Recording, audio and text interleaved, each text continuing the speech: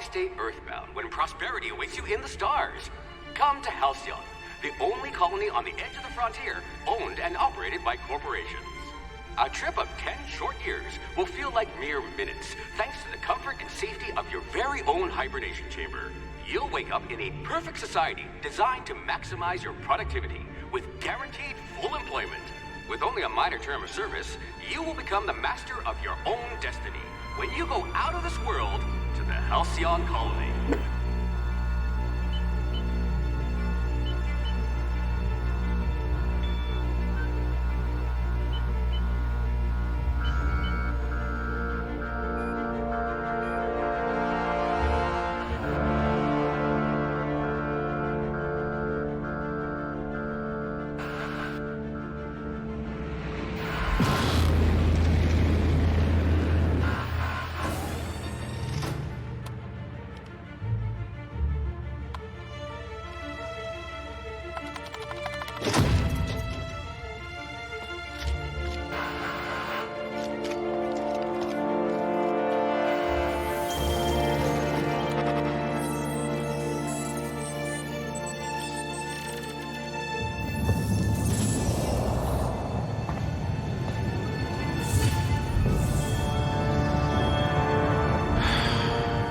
Hundreds of thousands of colonists left adrift out here forever, just to keep from damaging the board's bottom line.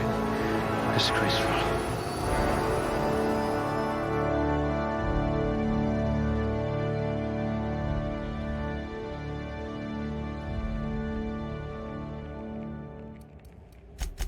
I bet you could see right through the board's lies.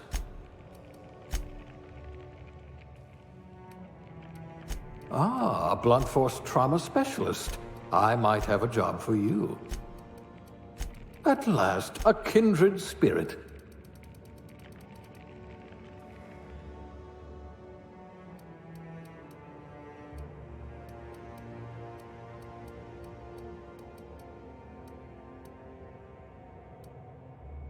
At least you know the value of money.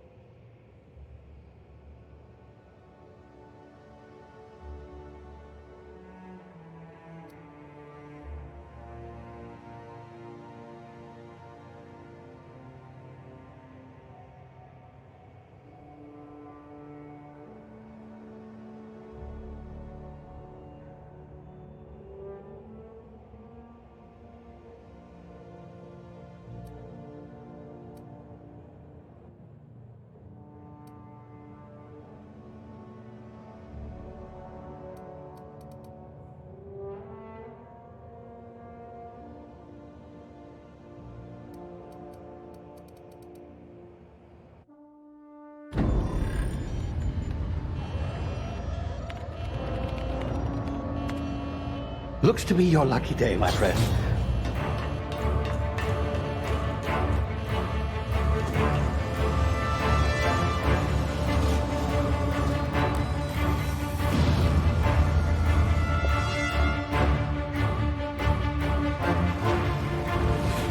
Please power down your engines and prepare to be... Not likely, bootlickers. Initiate skip jump.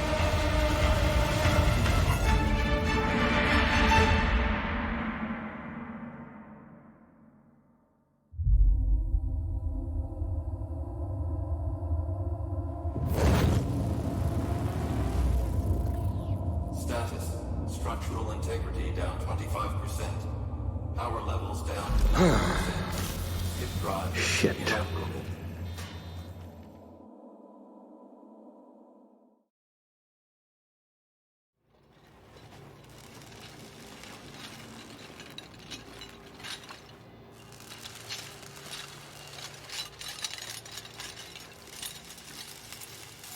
Ah, there you are.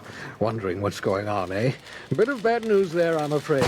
Your colony ship was inexplicably knocked out of skip space and forced to complete its journey at sublight speeds. This means that you and every other colonist on the Hope have been in suspended animation for some 70 years, give or take.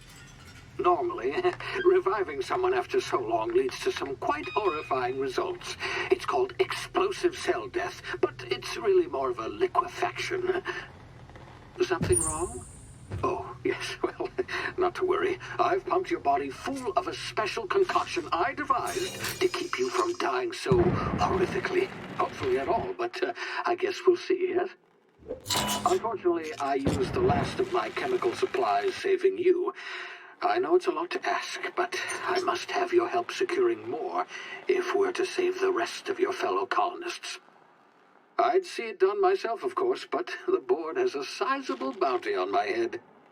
Now, my ship is inoperative, but I've managed to hire a smuggler to help you out. He'll be... Oh, I see we're in position. Good luck!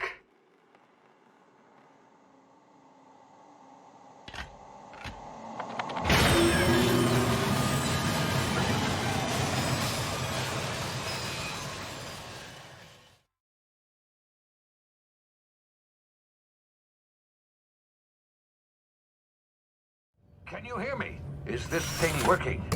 Ah, there you are. Now, where were we? Oh, yes, the smuggler. His name is Hawthorne, and he should be waiting for you at the landing site. He's to be your chauffeur, so to speak. Not to worry. I'm told he's a specialist. Dashing gunslinger, one-of-a-kind ship, that sort of thing. You'll like him, I'm sure. I've also outfitted you with a simple wireless monitor, so I can track your progress. I'll check in with you as soon as you land. Good luck. All the colonists are counting on you.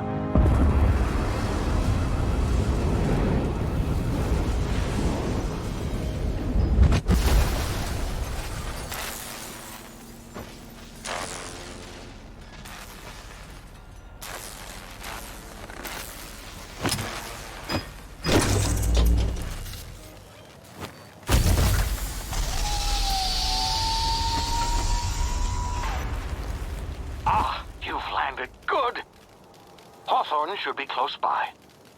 What in law's name? Is that him? Oh, that idiot. I told him to plant the beacon and move away, not stand there holding it. Oh well, no sense in letting his ship go to waste. Hawthorne won't mind you taking his ship. Better you than the board, huh? Not sure I trusted the fellow. Might have gone after the bounty on my head. Shame about the whole squashing thing. Nasty way to go.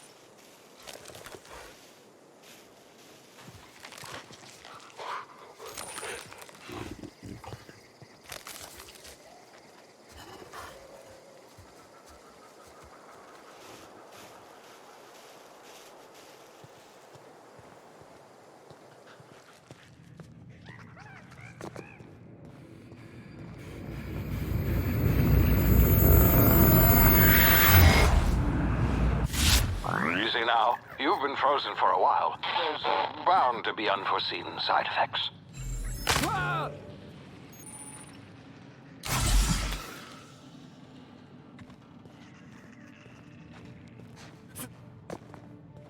Hey, you, come here.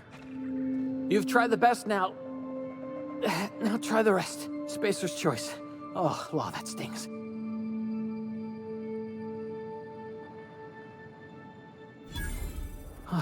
Looks like the bleeding stopped. I owe you one. Hope you don't mind me omitting this little exchange from my report. Spacer's choice doesn't like us accepting outside help. Better, thanks to you. I might have bled out on my own. Or worse, had to go begging the boss for some Adrena time. We were out on patrol. I saw a marauder camp up in the hills. Thought I could take him. Then my gun misfired. Right through my side. I mean, what are the odds of that, right? Just barely scraped by with my life. Crawled in here and blocked off the exit with those canisters. Gibbering, flesh-eating, law-breaking, unemployed lunatics with guns. Some hullhead grounded their spacecraft out in the open. That's a real good way to attract marauders.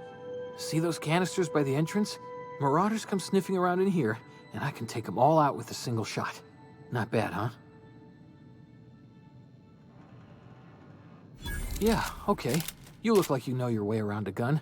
Got some spare ammo, not counting the bullet in my side. Here, you can have my saber too, for patching me up and all. All Spacer's choice weapons are now 30% less likely to malfunction. You've tried the best, now try the rest. Spacer's choice. Yes, nailed it that time. You hit your head or something? You're in Emerald Vale. We're a Spacer's choice community. Edgewater's a little ways down. Prettiest place in the Vale. Be sure to stop by a provisioner's for a can of our famous salt tuna. The Hope?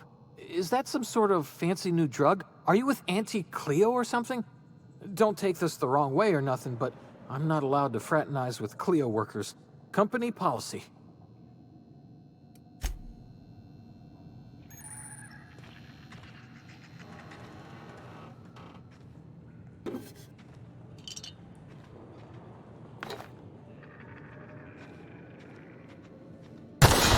Damn it, my ears!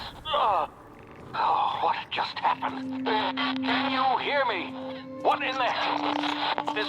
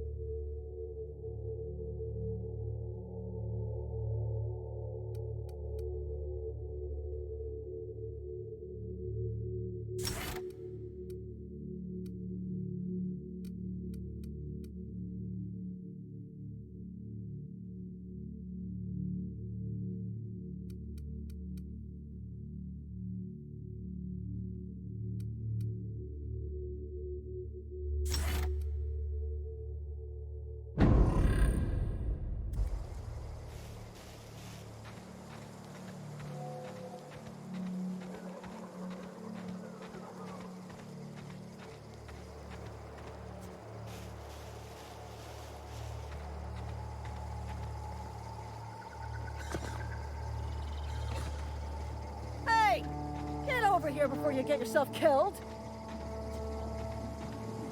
Don't know where you came from, stranger, but you best keep your head down. There's marauders hereabouts, and worse, landing violators. Gall on that rung leech. Landing in the Vale without using an official Spacer's Choice landing pad. I'd slap him with a fine if it weren't for all these marauders shambling about.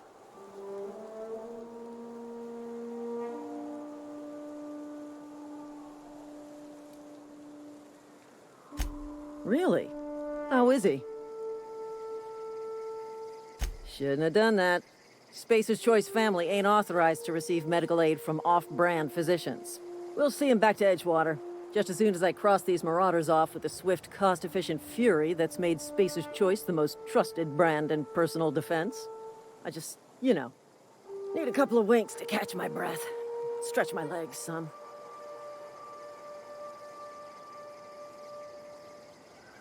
Well, sometimes. Management's real good at cost-benefit analysis. But, seeing as I'm the acting manager in this situation, you know what? You're right. It's time we cross those marauders off, find whoever owns that ship, and file a full report. Then it's gonna be fucking laminated. Here we go.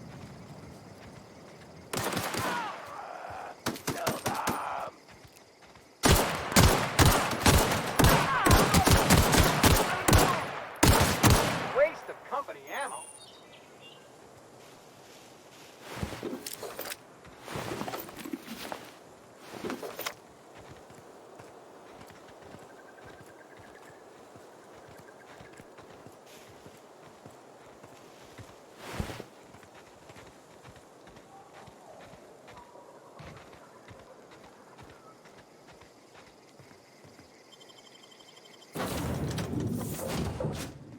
Please be informed that this vessel contains no valuable plunder. Marauder, please be informed that ignoring me is dangerous for your health.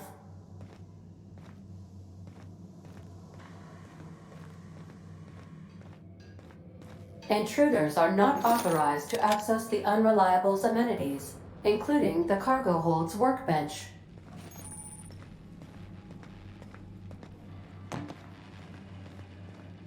Marauder, please be informed that the engine room contains nothing of value.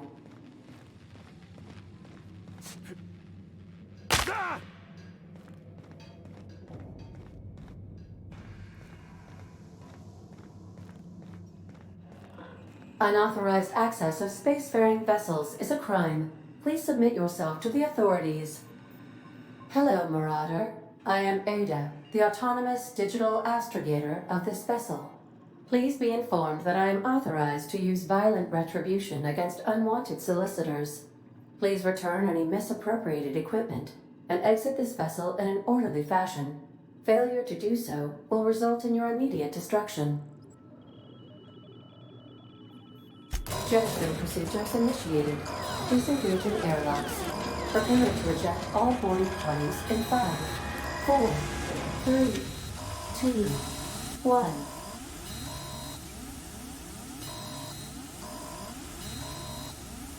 You are still here. My deception protocols have failed. I have been programmed to express disappointment.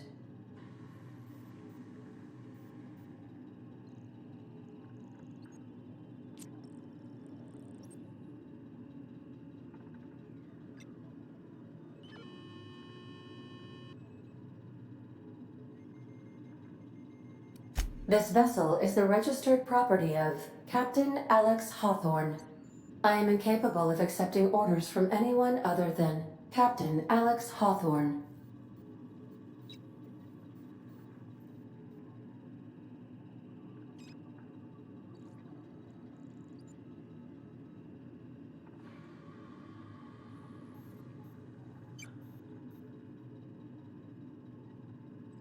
I deduce from the tone of your voice that Captain Hawthorne failed to meet you at the designated location.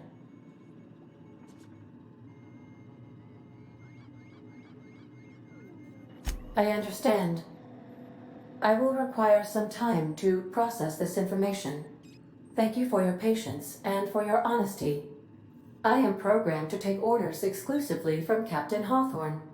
If I accept your orders, then you must be Captain Hawthorne. Do you understand?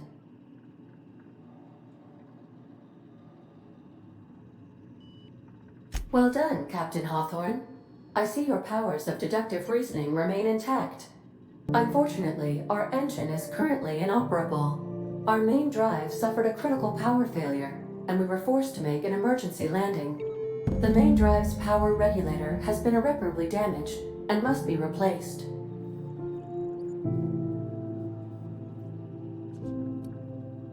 Astutely observed.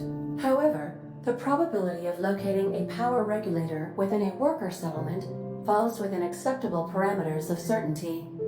High-capacity power regulators are sometimes employed in the electrical networks of worker settlements. I have taken the liberty of printing you a new Captain's Identity cartridge. Please try not to lose it this time. This cartridge identifies you, Alex Hawthorne, as the registered proprietor and captain of the Unreliable. Do you understand? Best of luck in your search for a power regulator. Try to stay alive this time.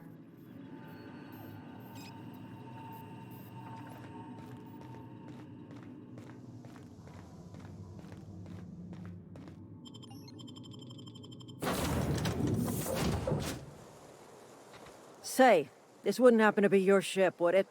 Because you sure walked in it like it was your ship.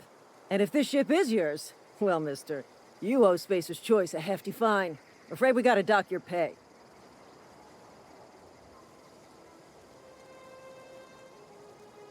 I'll waive your fee since you helped us with those marauders. If you're looking for work, talk to the constable down in Edgewater. She's got a bounty on marauders. Edgewater's not too far. Just follow the road east of here, over past the cemetery. Now, if you'll excuse me, I need to inspect the crime scene before I make my report.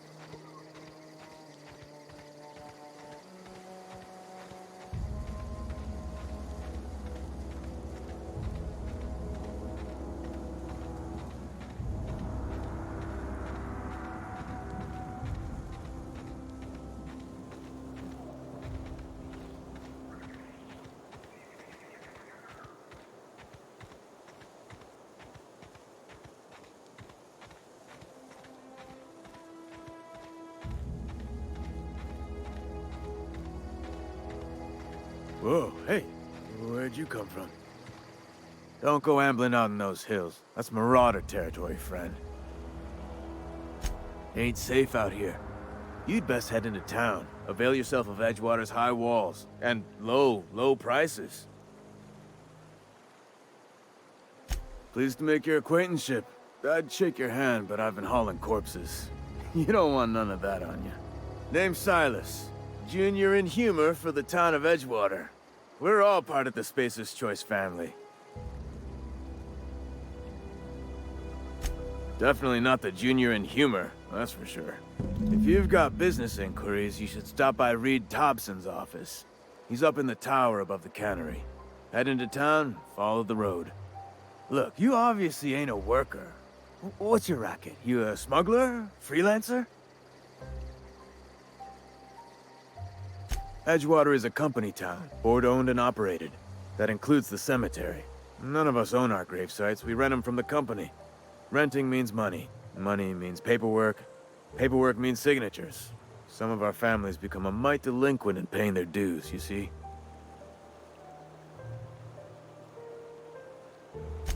4 workers still haven't paid up. Phyllis, Conrad, Ludwig, and Martin Abernathy. He's a special case. You may want to twist his arm a little. He just is. Look, I don't want to get into it. Just make sure he pays up. Conrad's got a barbershop in town. Phyllis works at the cannery most hours. Abernathy... I ain't seen him in a few days. His domicile is near the cannery. You'll find him in town. All except Ludwig, that is. He's over by the landing pad.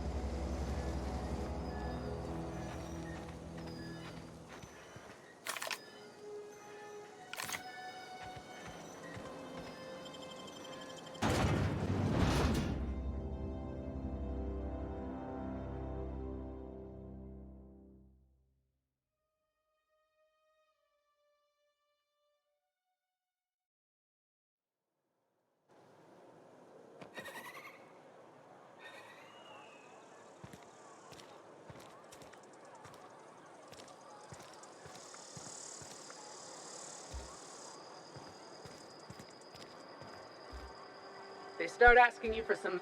Keep your distance, friend. Sick house is no place for a traveler.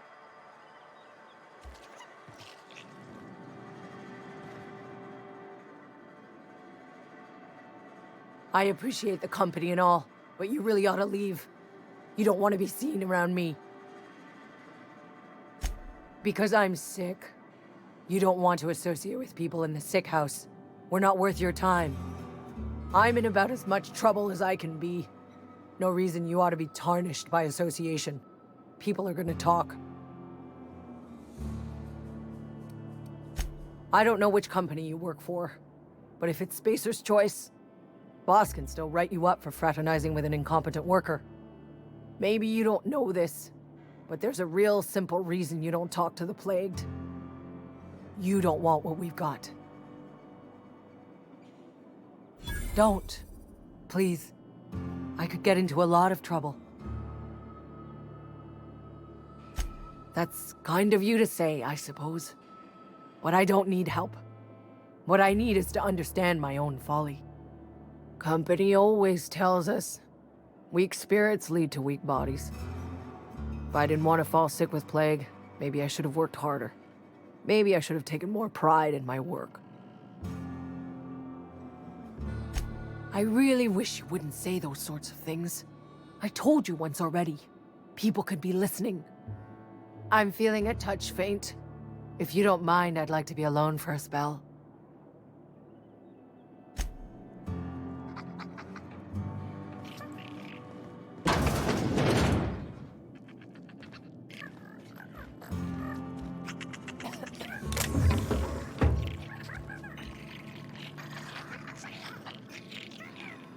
That's odd.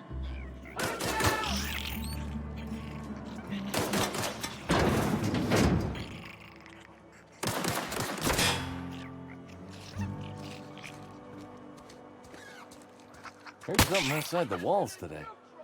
Nothing for us outside those walls. You ought to know that. Staying long? Huh?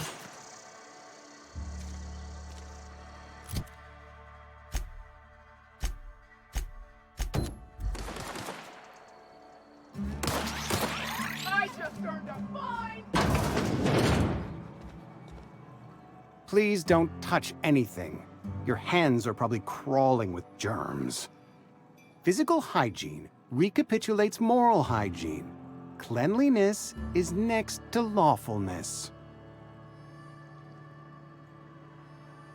So everyone says, until someone forgets to cough into their elbow, and then we're all dying of plague. I'm Conrad. You will report to me if your hair fails to meet Spacer's Choice aesthetic standards. You will also report to me in the event of your death, whereupon I will clean and prepare your remains for interment. A ship? Dear me. You seem to have lost the ability to distinguish between reality and fantasy. This is what happens when you let your imagination run wild. I don't approve of fantasizing. It's a dreadful habit, corrosive to the mental faculties. You ought to let the vicar take a look inside your head.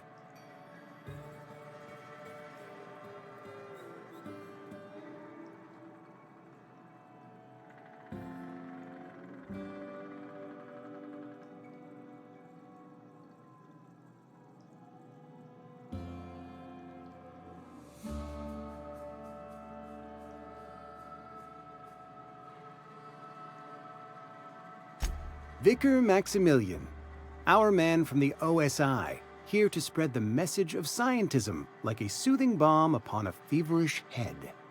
Or so you'd expect. You'll find him in our local church, probably neglecting his duties.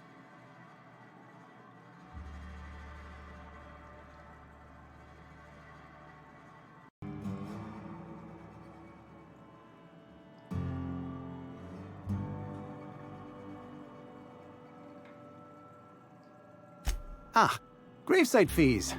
Silas and I had talked about this at length. I thought I'd made it clear my pecuniary situation precludes the necessary restitutions.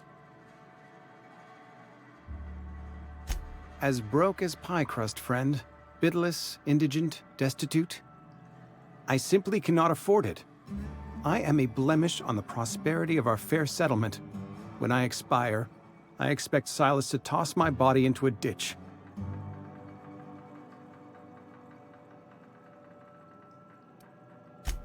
Edgewater is built on the discipline and sacrifice of its people. Say what you will about our town, but we all pull together.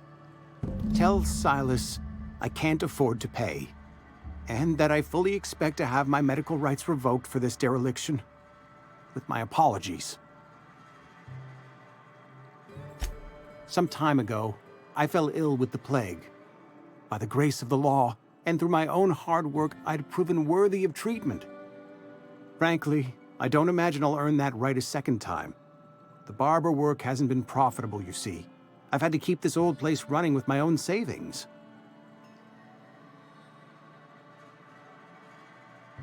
Not a bad idea. But I'd need some kind of collateral. My pair of lucky clippers! No, that won't do. Your idea intrigues me, but I'm afraid I don't have anything to give Silas. I'm open to suggestions.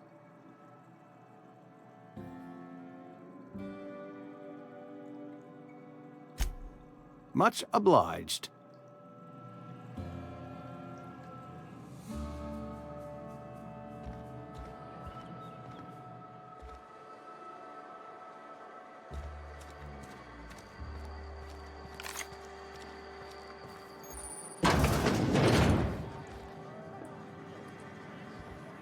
You read the latest...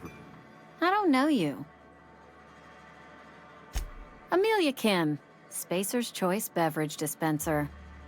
I don't know what you're about, but this here's a Spacer's Choice drinking establishment. We're all loyal, hard-working company folk here.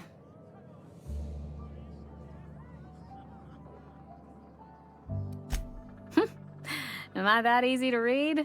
Yeah, we've been having some problems lately. Loyalty issues, lines in the sand. I know where folk in Edgewater stand, but you, I don't know you.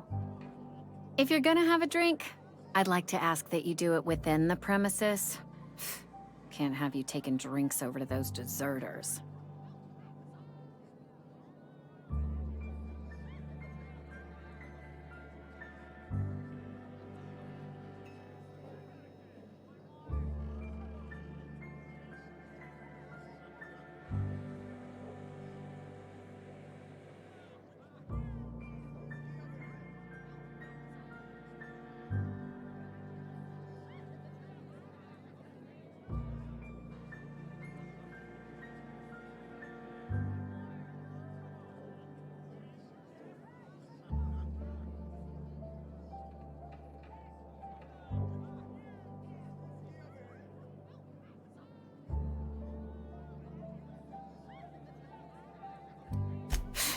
Traitors. The lot of them. Bunch of folks decided they were tired of working and went out into the wilds to fend for their own selves. Town's already struggling to make quotas, even without that band of slackwits abandoning their posts. Bunch of lazy, shiftless rung leeches. Anyway, enough about them. What can I do for you?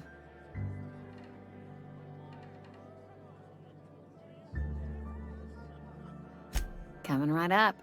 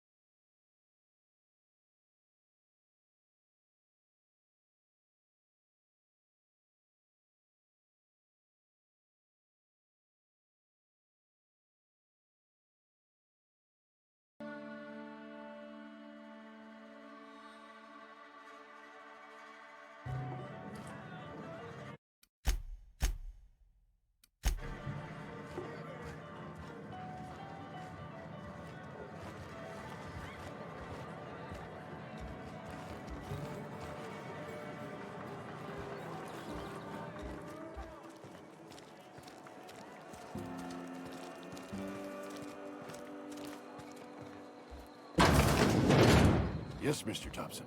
What? Whoa, did Mr. Thompson send you? Well, you tell Mr. Thompson I'll be right at my post. Tomorrow. Bright and early tomorrow. Because I'm definitely not plagued. As spry as a spring chicken. That's old Abernathy. And what are you doing here? Visiting? Well, let me give you the grand tour. This here's my domicile, and there's the door.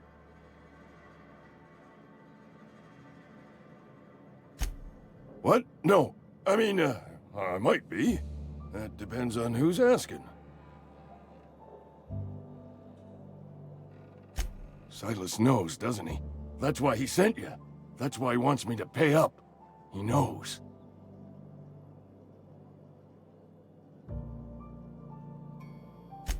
I'm dying. I'm not long for this world. The date of my expiration is fast approaching, and soon I shall be ushered through the great cannery in the skies. It's plague. Has to be. Silas knows. He knows I got one foot in my grave, and now he wants to charge me for the other one.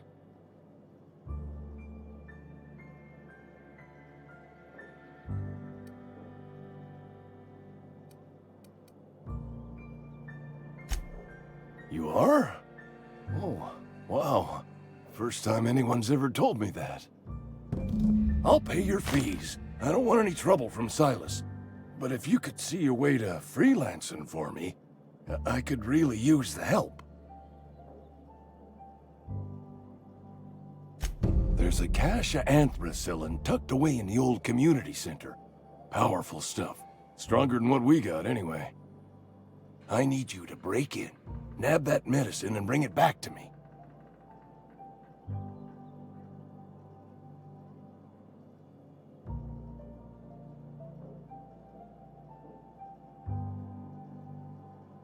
You oblige me with your haste. I think I feel the plague spreading. Oh, Law, it's in my spleen now. I can feel it.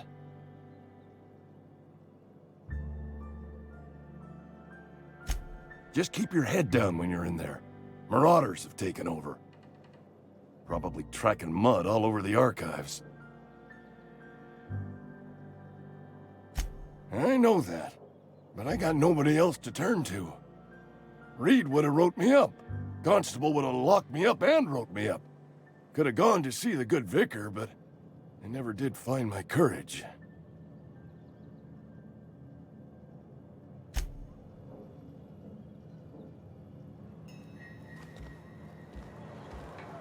You're making a mistake working for Abernathy.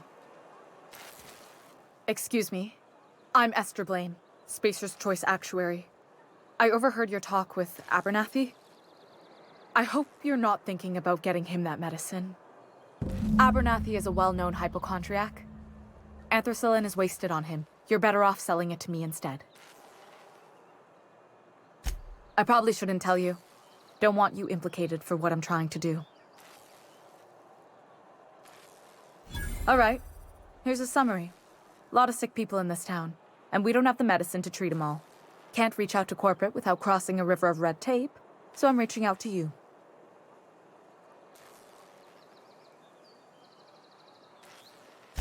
I'm paid better than Abernathy. Whatever he's giving you, I will do you one better. That's all I can ask of you.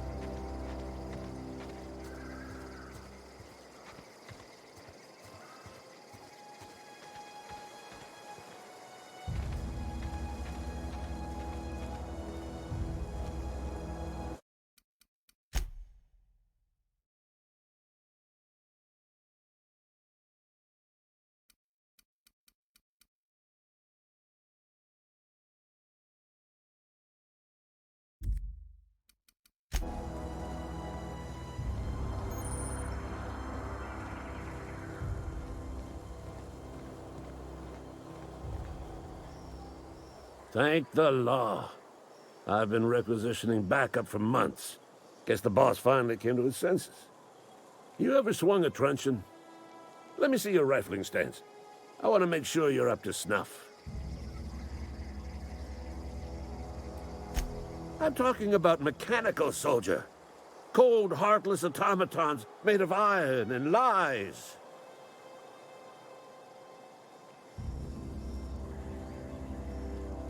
Just my luck. I ask for backup and the boss sends me one of them simple folk. All right. Listen real close. Auto-mechanicals. Creatures forged in the fires of malevolence. I seen them over by the old power plant. Clattering about. Firing at the birds. Orchestrating their uprising. When the swarms of mechanicals come clanging on over that hill, where will you be? Cowering beneath your cot? Or standing, shoulder to shoulder with the resistance?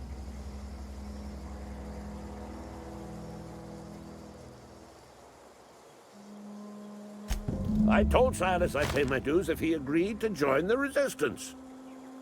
Guess this means he's finally heard the calling.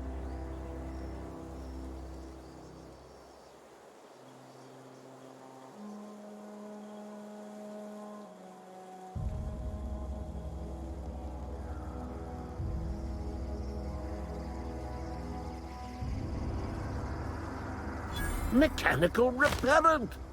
A stroke of inspiration from the law itself. Here, I've been saving up a couple bits for just such a project.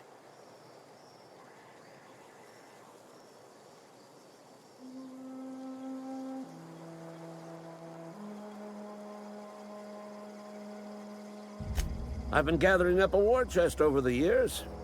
So tuna cans, mostly, some Spacer's chaw, few bit cards. I'll reward you for your aid.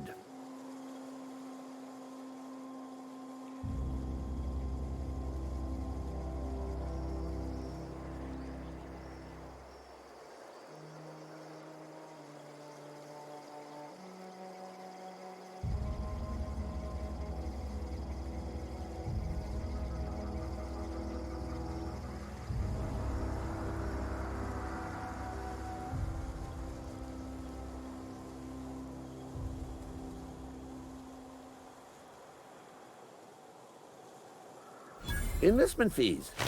Yeah, I suppose. Wouldn't want to give the Resistance a bad name.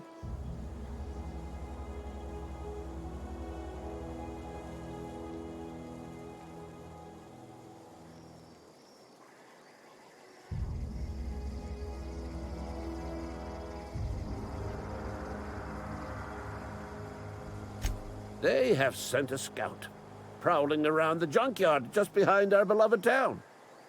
This scout must not be permitted to return to its base of operations. Cross it off, then report back.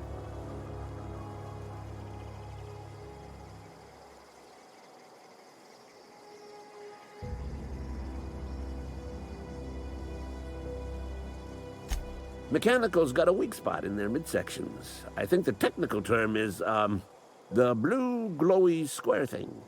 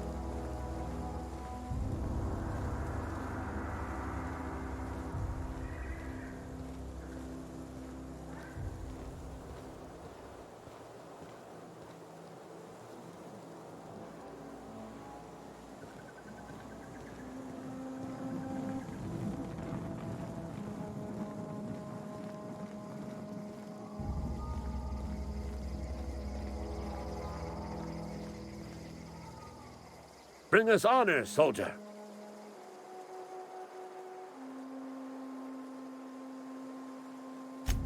You beat that scout to scrap with its own legs? Pulled its optic cables out its head case? Actually, don't tell me. Rather use my imagination. You're a passing fair soldier, I will confess. But you are one, and the enemy is legion. What you need is an equalizer, a weapon to strike fear in their cold, mechanical hearts. Cantina, lavatory, behind one of the toilets. That's where I've kept it hidden all these years. Sharp, ain't it? The lavatory is the very last place a mechanical has need to enter.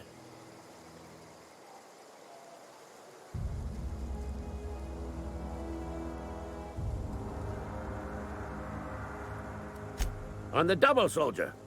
Don't want the bartender poking around in there with a mop.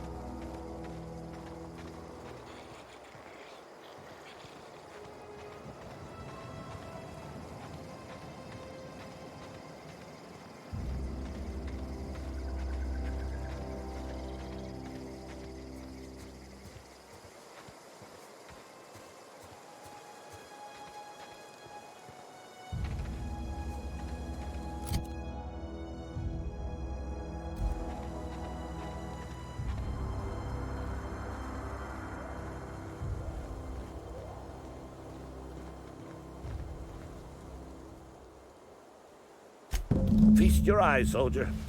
This here's a genuine Spacer's Choice injury customizing unit, designed to deliver a lethal blast of electrical discharge. I call it the Hand of the Law. You ever want to see a mechanical flailing around like a grounded fish? You stick a couple thousand volts in its guts. With compliments from old Ludwig.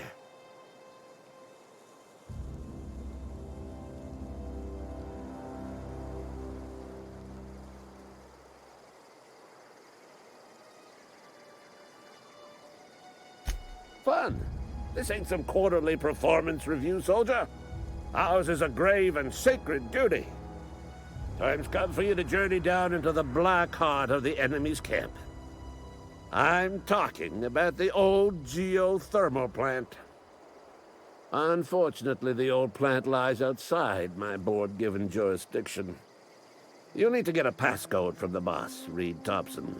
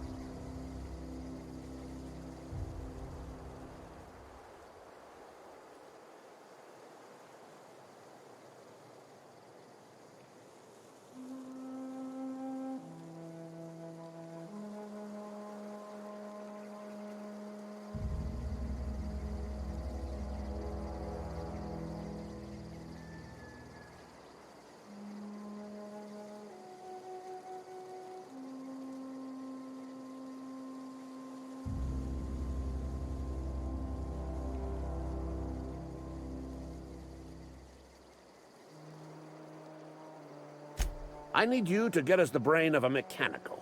Well, not exactly a brain. Anatomically speaking, what we're looking for is a logic module.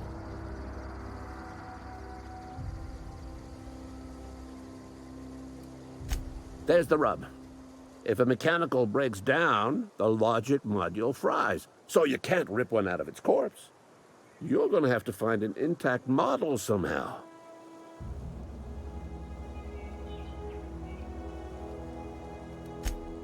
Don't tell anyone, all right?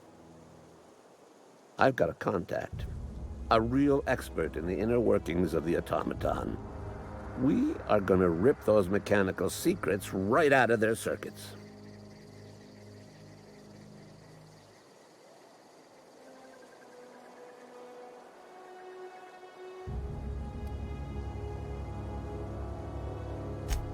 Well, excuse me. What I meant was I'm going to get a contact. I didn't know I had to be all prissy about my grammar around you.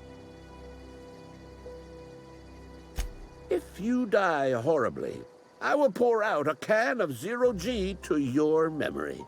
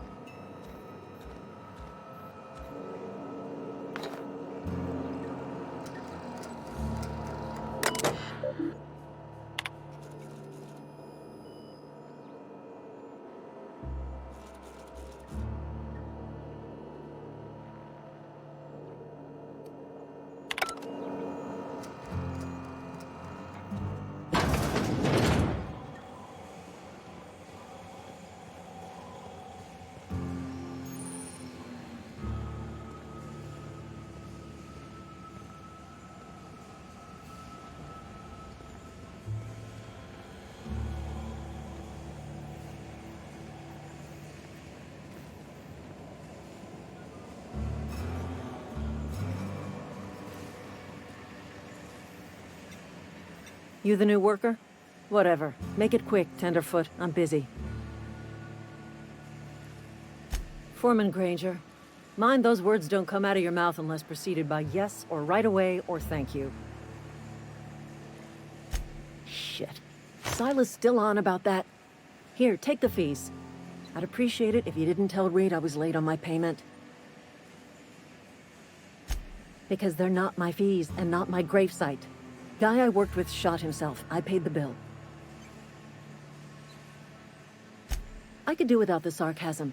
Wasn't acting out of the goodness of my heart. Law requires delinquent gravesite fees to be paid by the deceased party's closest living relative, which meant me. Shame, though. Eugene was a good worker. Woke up one morning and put a round through his upper story. Can't imagine why. The kid was doing all right at his desk. We all thought he was an upstanding receptionist. Just between the two of us, I'm pretty shocked his weapon didn't misfire. Spacer's Choice handguns aren't the most reliable. Eugene wasn't family. Yeah, I was the closest living person relative to his body at time of death. I'm the one who found him, you see, so I pay the fines. Suicide's a crime. The legal term is irreparable damage to company property. What Eugene did to himself was vandalism.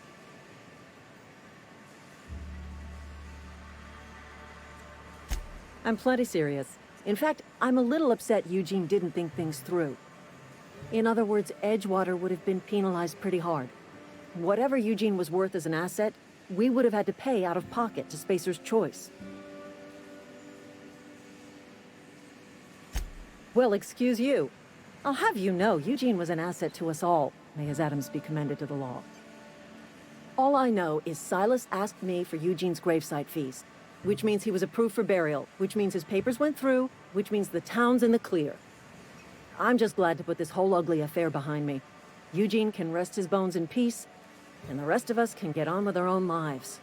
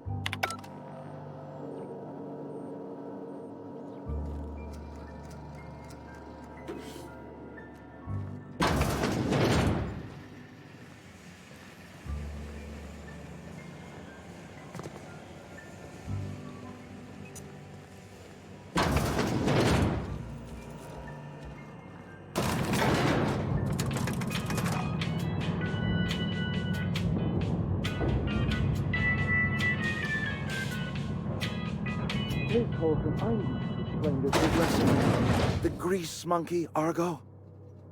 I'm sorry, Mr. Thompson, sir. You asked why it's taking so long to fix. The answer's technical. Don't apologize. Just try using small words for me. The cans bust open in the oven because she's set to cook saltuna, which isn't what we've got. Mr. Thompson? I think there's someone here to see you. Focus, Miss Holcomb. You and I are still talking. Let's start over. Walk me through the process. Show me where it's going awry. Well, sure. It's, mostly on account of what we're feeding into the mechanism. It puts food in cans. We have food, we have cans. Why won't it work like we need? She's expecting saltuna of a certain size. We're filling the cans with... Seems we've got a guest. Really now, Parvati, I do wish you'd spoken up. I do apologize. I was given no forewarning of your arrival, or I might have welcomed you at the gates myself. I'm Reed Thompson, Outpost Administrator. I cannot help but notice you are not in uniform. Of course not. I don't have that kind of luck. Seems I allowed my excitement to run away with my wits. Been a few seasons since we've had a visitor pass through. Only regulator we got is hooked up to the town transformer. Mr. Thompson ain't liable to be keen on dismantling it. I beg your pardon. I am most emphatically not keen on any such thing. I can't let you have our power regulator. But I happen to know of another one, and I happen to know exactly how you may retrieve it without frying yourself in the process. There's a power regulator in the old botanical lab. It's mostly abandoned, so all that power is being squandered. Go down to the geothermal plant. Reroute power from the botanical district over to us. Once their power's shut down, you can have their regulator and be along on your way. I was not entirely sure how to tell you this. The botanical labs are not legally inhabited, but there are people who live there.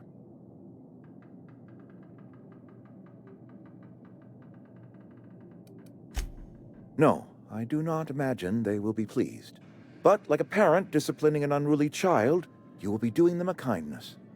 The people living in the botanical labs, they're deserters, former workers. I need them back at their posts. I need them to come home.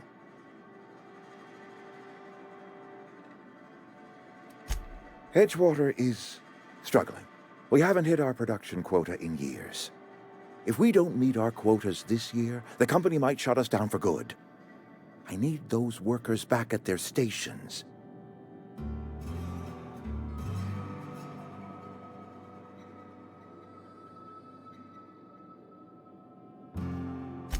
My hope is that by cutting off their power, you will convince those deserters to come back to town. Before you go to the plant, I want you to stop by the botanical lab. Speak to their leader, Adelaide. Tell her the power's about to go, and that it's time her band of deserters came back to town. Adelaide's older than the other deserters.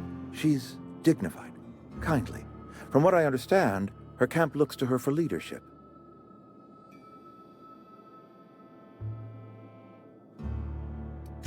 That is not a hypothetical I enjoy entertaining.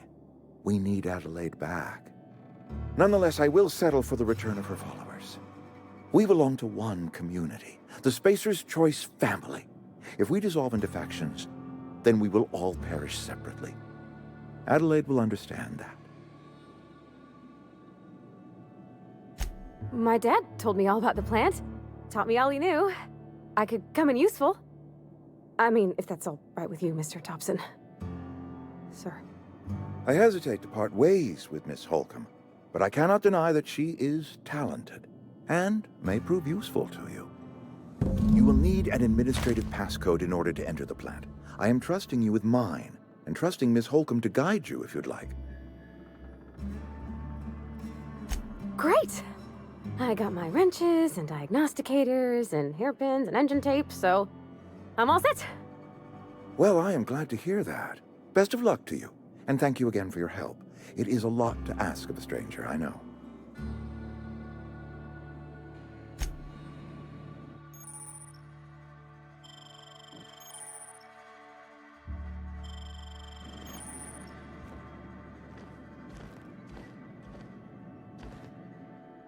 If you could see your way to getting us our power back, I'd appreciate it. Go ahead.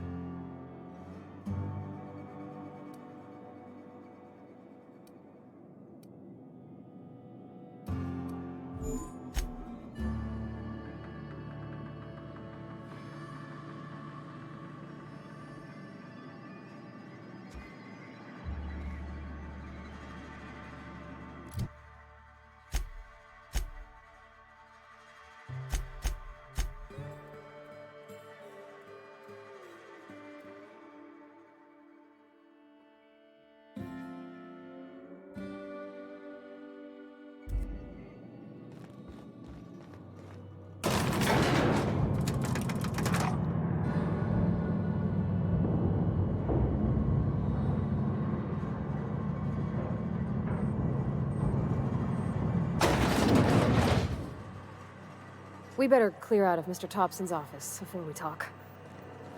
Hey, mister, can we talk? Sorry. Can we talk?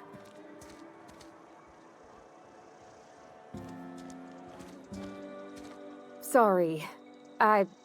You just want to get out of here. And you likely don't want to tag along like me. It's just, Mr. Thompson has his own view on matters, on account of it's his job and what all, but that's not the only side of the tale. To Mr. Thompson, a person's a gear. It does its job quiet-like. If it squeaks or stutters, it gets replaced. The deserters are decent folk. I knew some of them before they left. Life's hard here, especially for them that don't fit in so well. We're one big Spacer's Choice family, but every family's got the one the rest whisper about.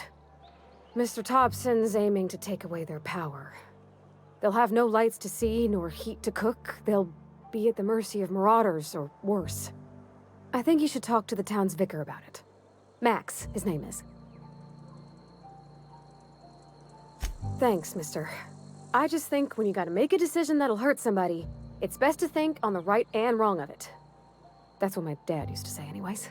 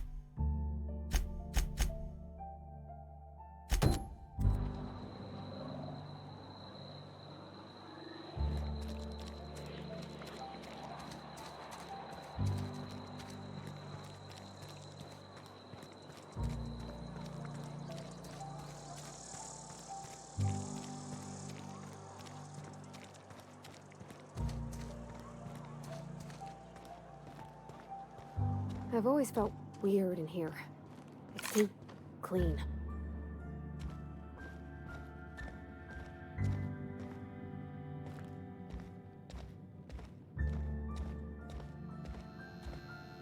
Yes, what is it?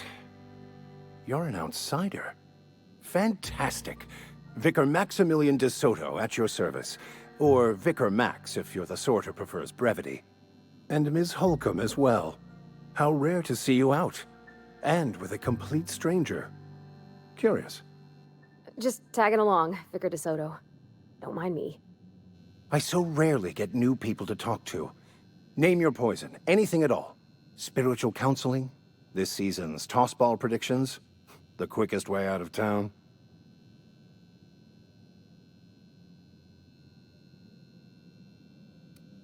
I've never seen you before. And there's been no paperwork indicating a transfer. Half the time it's wrong, but a new worker without paperwork? Unheard of. Also, you lack the distinctive worker gaze. Usually either a deadening behind the eyes, or in some rare cases, a wild-eyed frenzy, like a trapped animal. Pretty universal here. Except for Ms. Holcomb, who, for some reason, doesn't seem to have much to say to me. Isn't that right? It's just... There's more to it all than numbers. Sorry.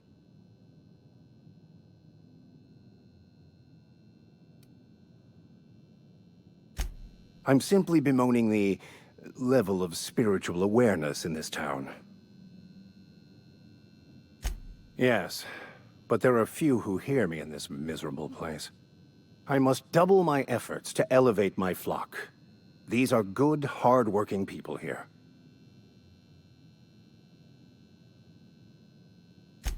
Yes, and thank you for pointing it out.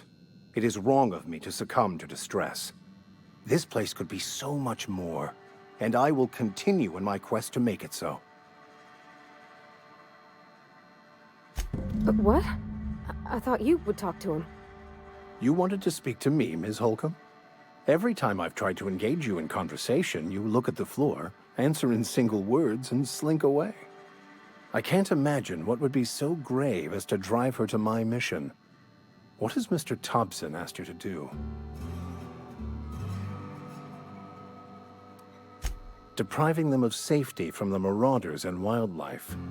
I can see why that troubles you. Miss Holcomb has a soft heart. Always has, if you believe the talk.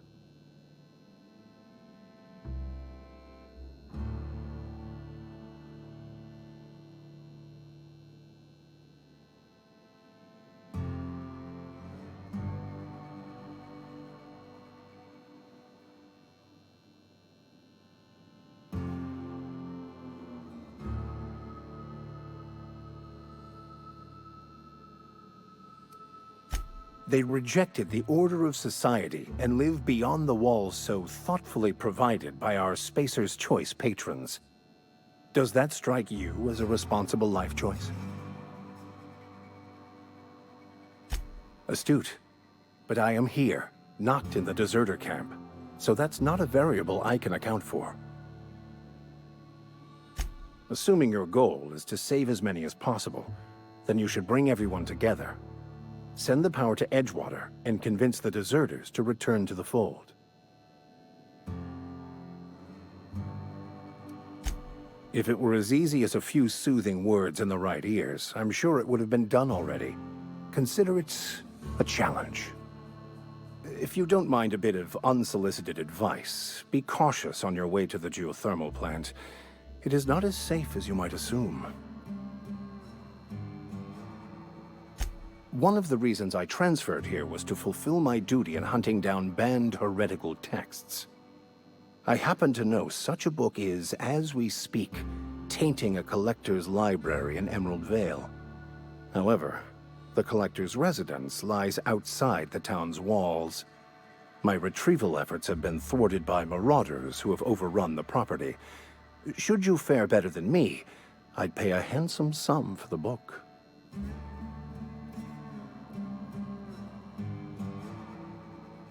It's a handwritten journal, a faded blue cover with the name M. Bakonu handwritten in the lower corner.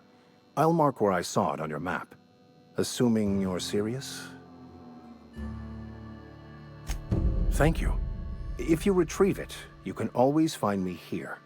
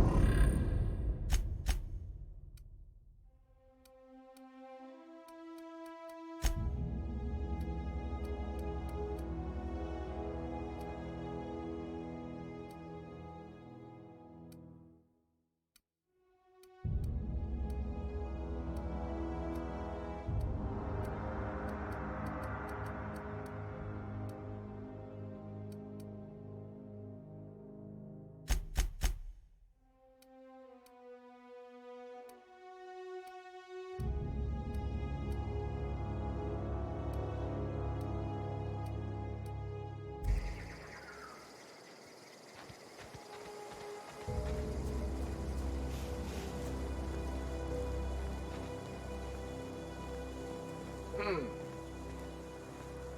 smell All together.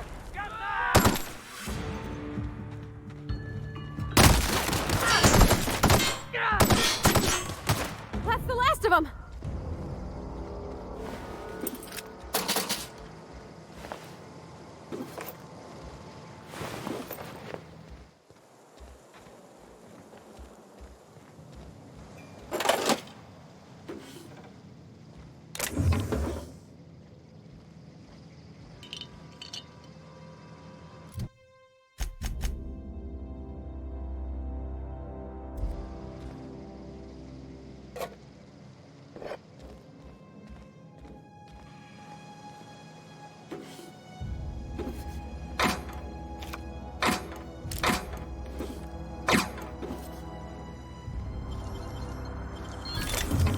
Nice.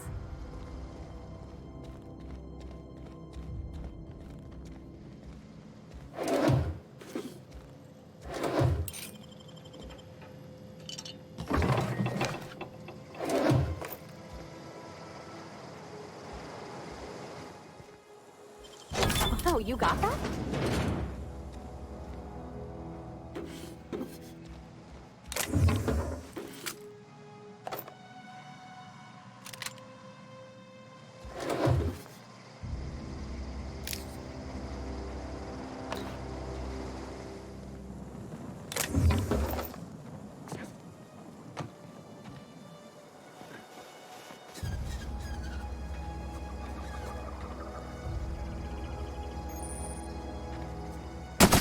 Here we go. Nice one.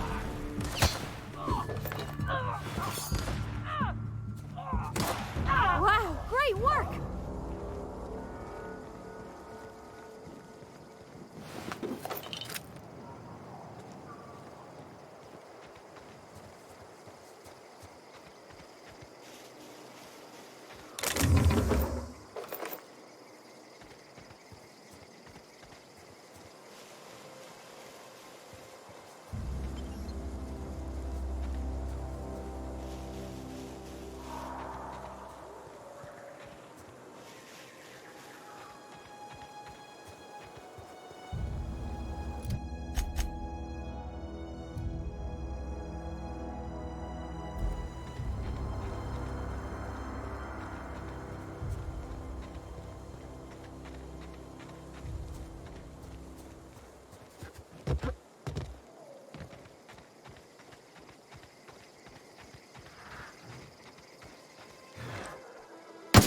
I'm ready for this.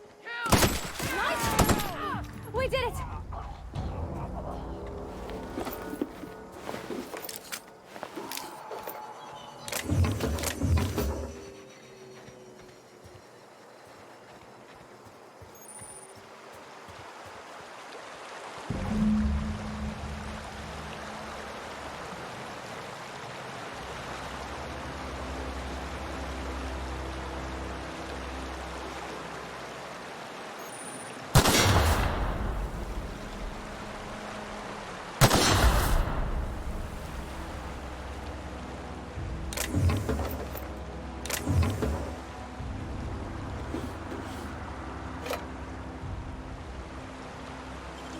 Easy.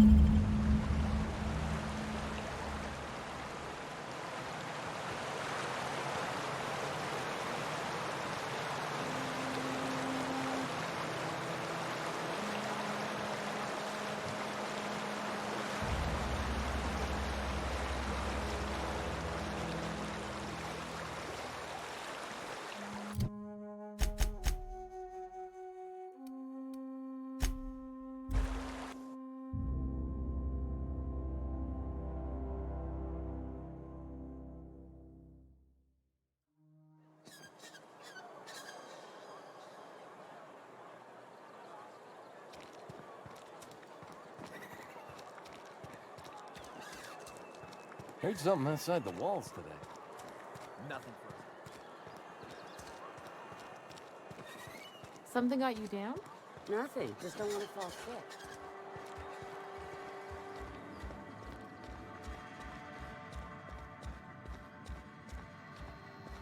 Any progress on that matter we discussed? Wonderful. This is fantastic. Well worth all the sacrifices I... Wait. What the fuck is this? Is this... French? I can't fucking read French. It's a law-forsaken joke is what it is. French! Ha! I was so high and mighty, preaching to the yokels about following the plan, while fighting it at every turn. Well, yes. But I assure you, it was not for personal gain, only for the greater good. I've spent my life searching for the keys to unlocking the secrets of the universal equation that underlies the plan. I had hoped this book held some of those answers. I became so desperate, I even got myself assigned to this plague-ridden backwater to find the damn thing. All the time and suffering I've spent. Wasted.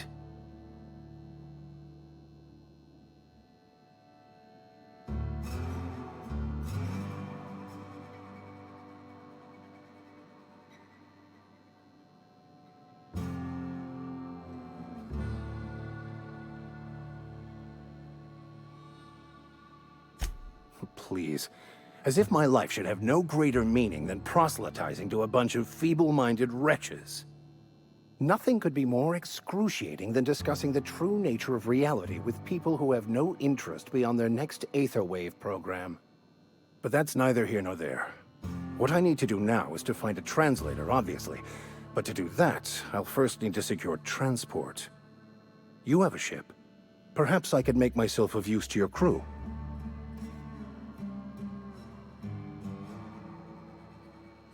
Certainly. I already gave you most of my money, but I can offer you free spiritual counseling, and I'd be happy to watch your back. I'm pretty handy with a tossball stick, or any blunt instrument, really. I'm also a passable gun hand, if it comes to that. I can usually talk my way out of conflict, though. Oh, I'm fairly competent at hacking computers as well.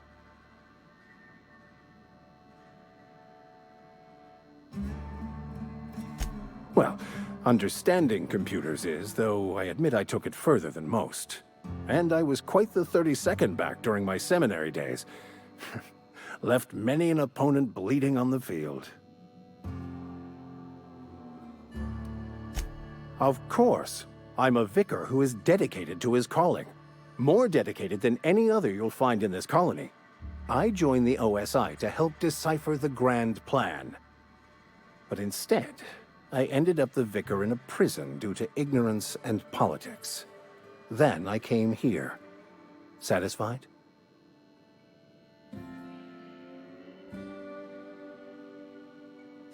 Fantastic. Let me get my things in order and I'll catch up with you. Edgewater's gonna miss you. Folk here always had good things to say about their vicar. Thank you, Ms. Holcomb. I'll be glad for the change of scenery, and to leave this place behind. I shall see you on the ship, Captain, whenever you're ready to leave Emerald Vale.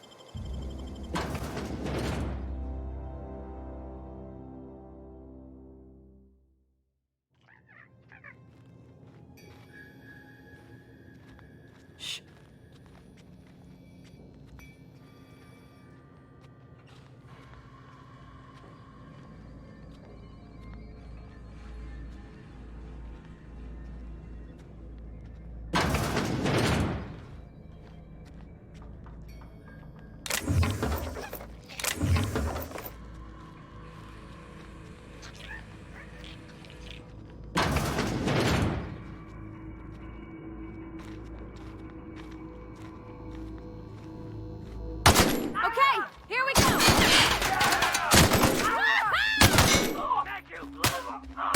Woo! We made it!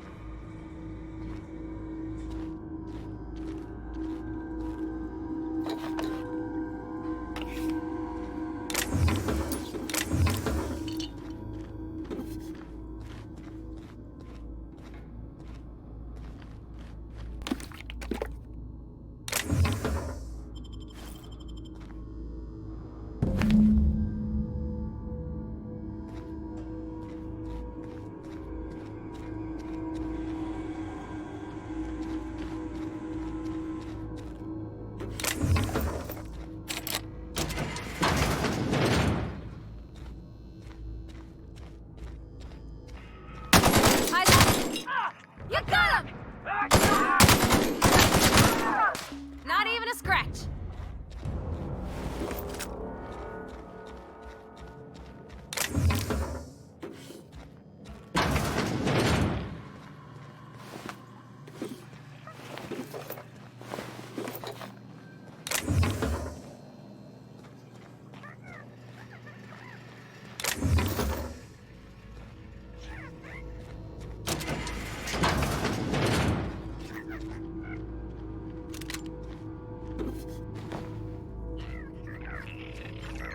Clever.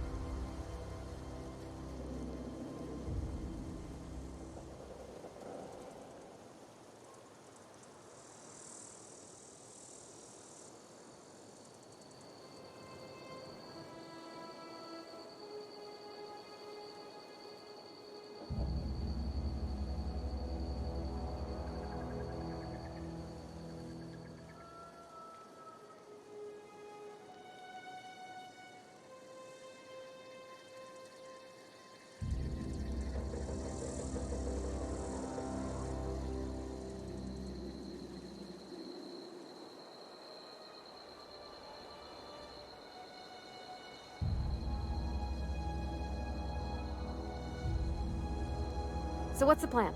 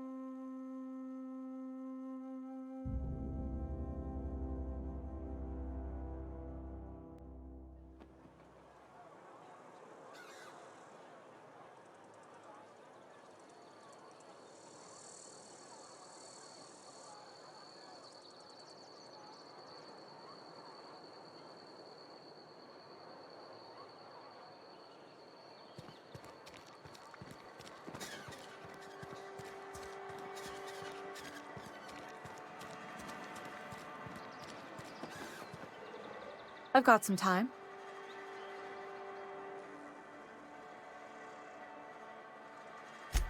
Thanks. I'll see to it that this medicine gets to the people who need it. Here, something for your trouble. Nothing personal, but I hope we never do business together again.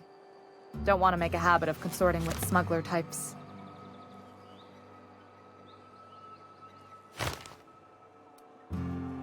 You do have some cheek on you. Lucky for you, I kept a little contingency fee in case you tried to negotiate with me.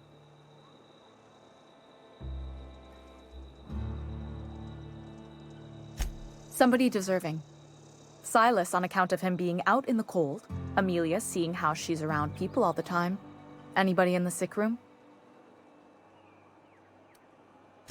Oh, I'm an actuary. That means I keep tabs on a worker's living expenses. How much it costs to feed, clothe, shelter, bury, and replace your average human worker. Technically, I'm employed by the Spacer's Choice Department of Human Resources.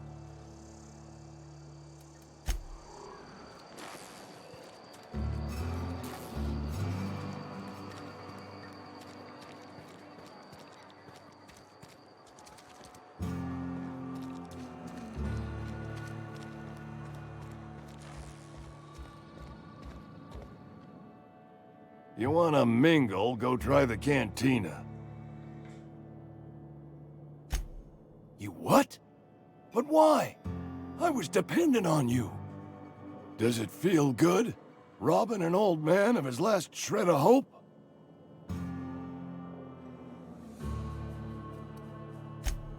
You really are a piece of work. I hope somebody with plague spits in your drink. So, you just here to watch me die, or what?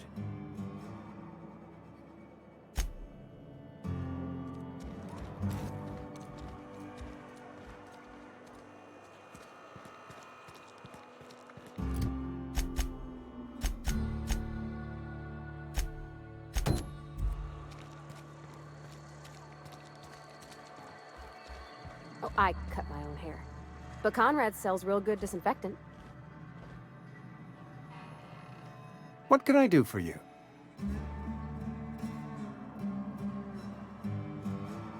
Oh? Am I in the company of a fellow doctor? I am a Spacer's Choice certified surgeon, and if you must know, I can stitch a severed thumb with a 58% chance of avoiding gangrene. Go ahead.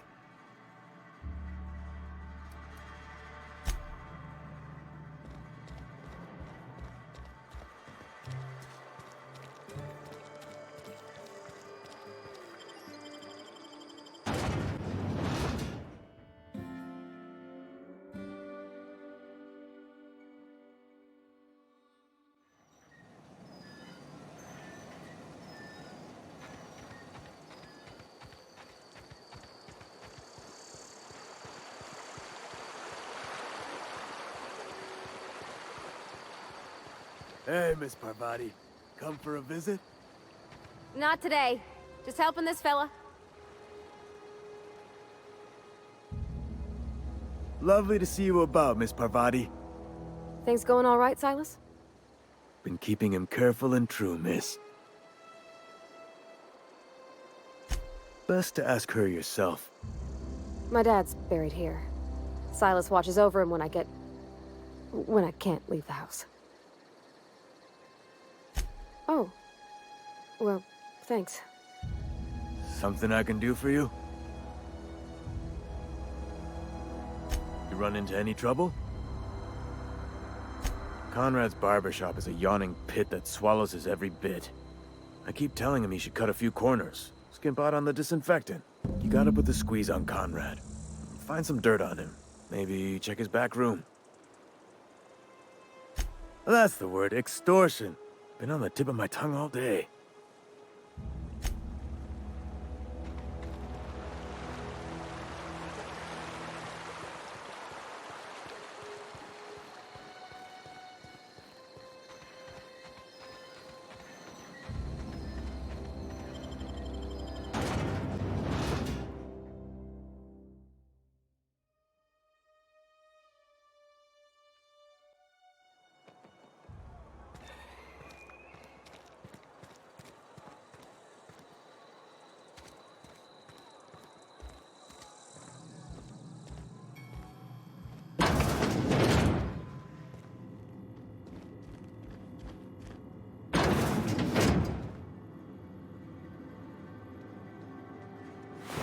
Gone quiet.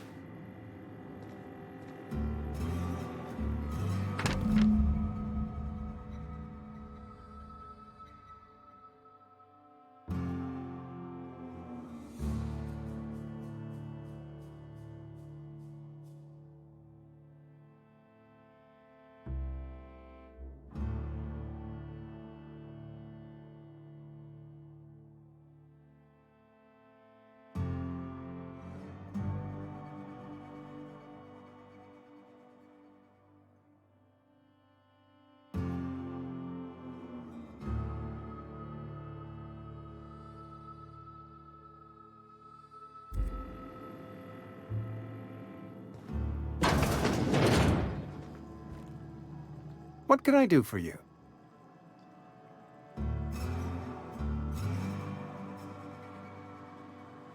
You know about Eugene? How? You probably heard it from one of our local gossip mongers. Eugene's golden teeth were a family heirloom, representing 3 generations of poor dental hygiene. He took them to his grave.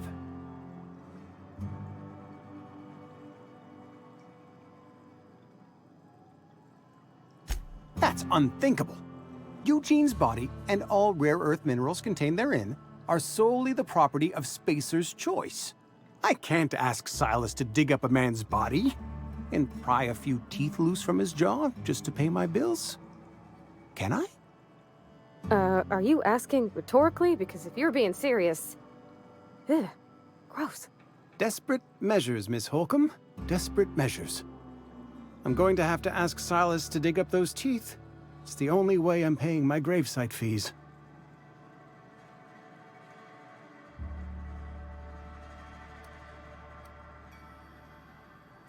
I'm sure that I have no other choice. Here you are. Gravesite papers affixed with my signature and an IOU. Eugene was not a suicide. He put a bullet in his brain, yes, but that's largely a technicality. I was the one who prepared Eugene's body for interment. I discovered symptoms of the plague on his corpse, and I discovered medicine in his pocket. Lots of medicine. Eugene overdosed on adrenatime, which is known to cause psychosis and paranoia as possible side effects. The paranoia drove him to take his own life.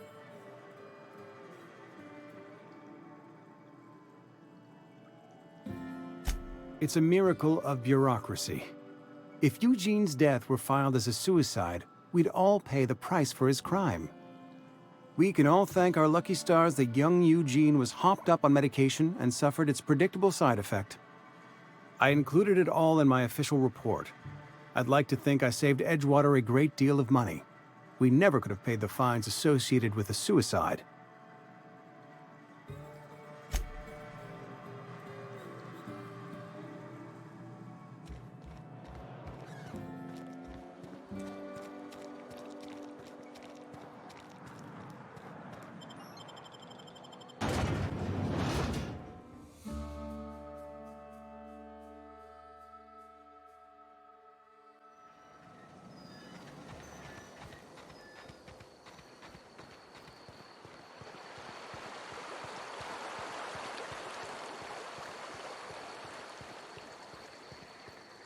Grave digging's a fine profession. Always work to be had, and nary a word of complaint out of your clients.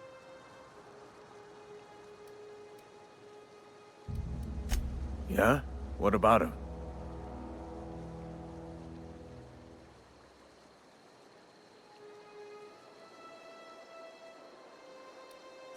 Yeah.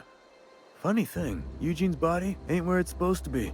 The night we was supposed to commend his body to the earth, I had his grave all dug up and ready, right? And so I thought, I'll just rest my eyes a bit. When I woke up, his body was gone. Spirited away, vanished. The footprints nearby suggested that Eugene was stolen by marauders. Or he rose from the dead.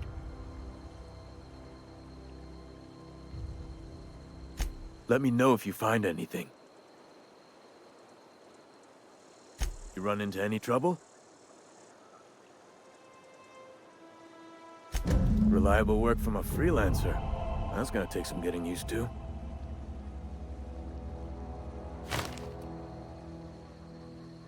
And I'll buy you a drink sometime.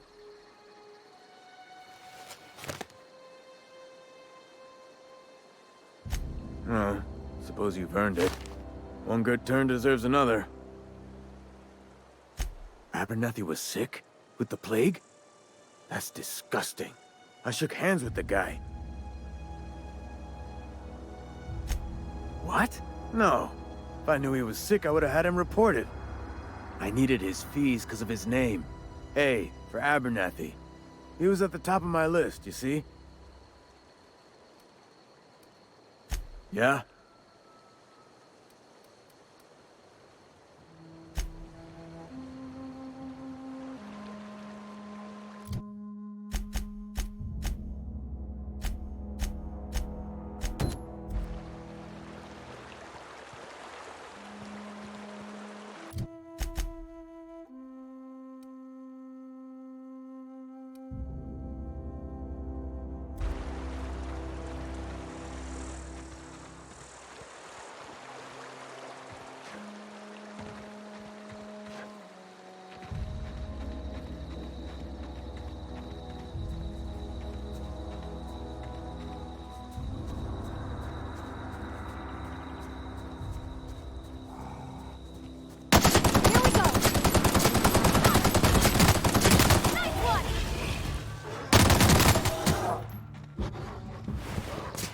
Everyone all right?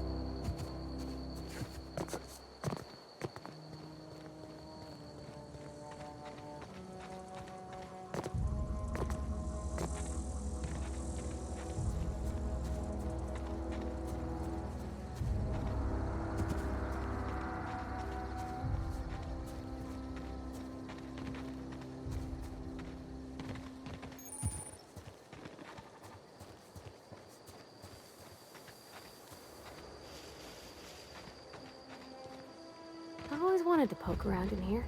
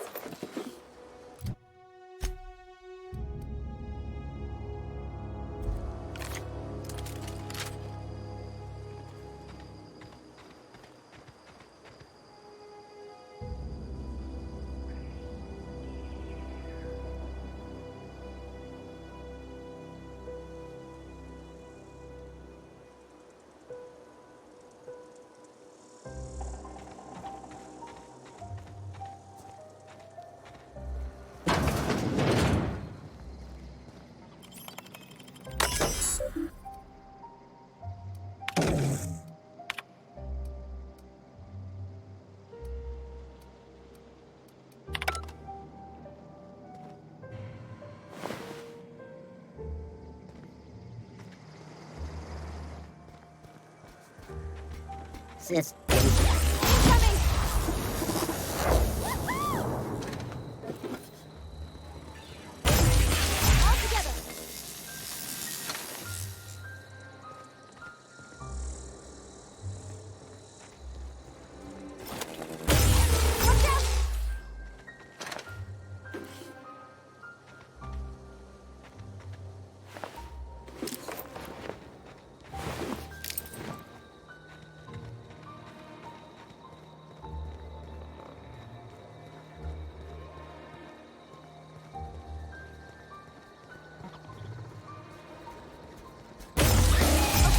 Here we go! Wow, nice stretch!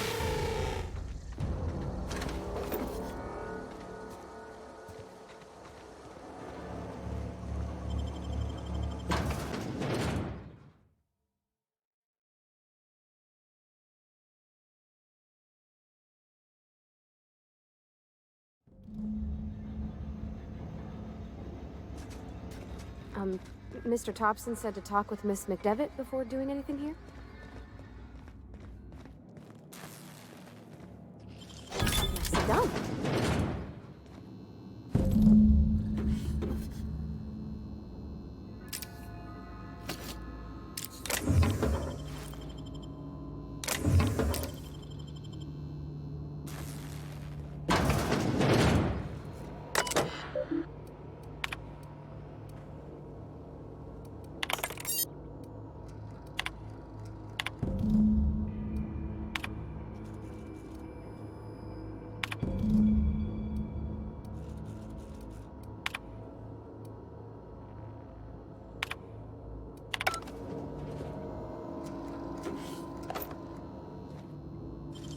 Great work.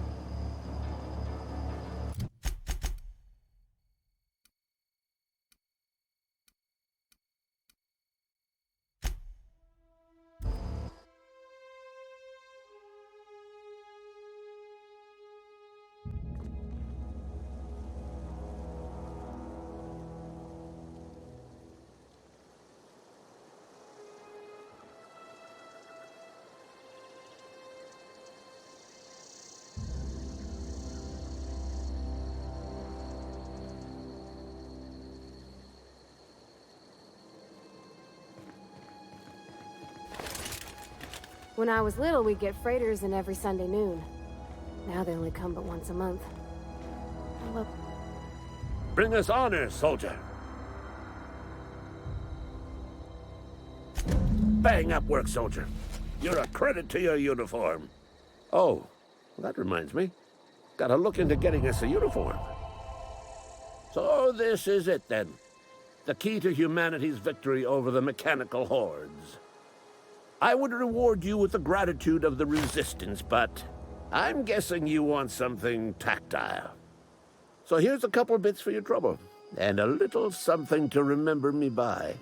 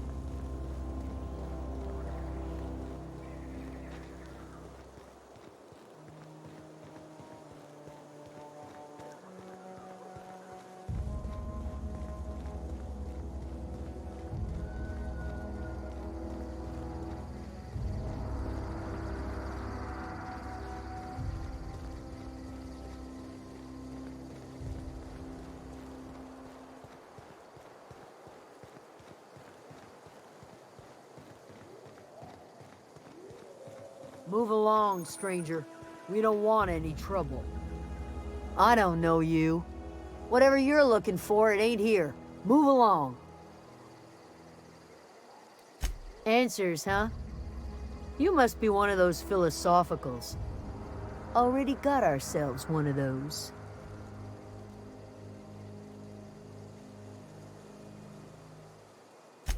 Yeah, that's us. And you can tell Thompson we're doing just fine by ourselves.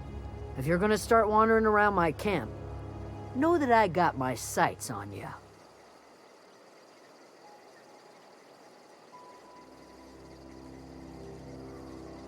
Over in the hothouse, tending crop. Enough with the questions. No offense, but I've got a lot on my mind.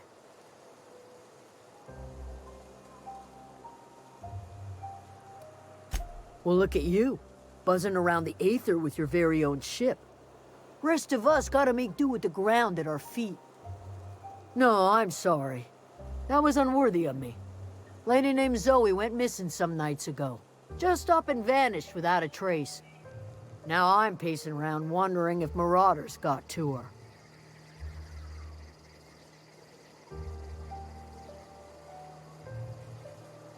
It's not like Zoe to go wandering. Figured she might be out scavenging, but that ain't exactly her talent.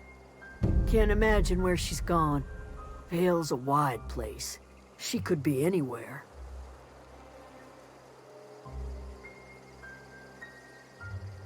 Could do without the gallows humor.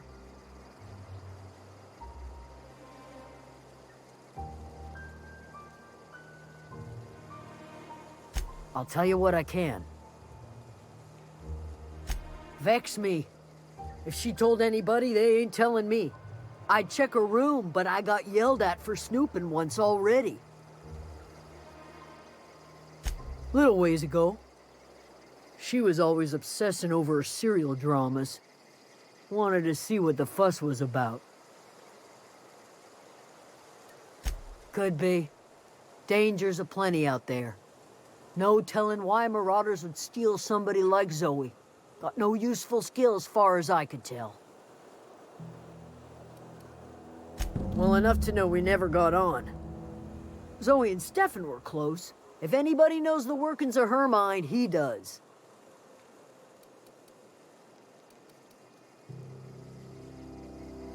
She was lazy and thoughtless, but she's still one of our own.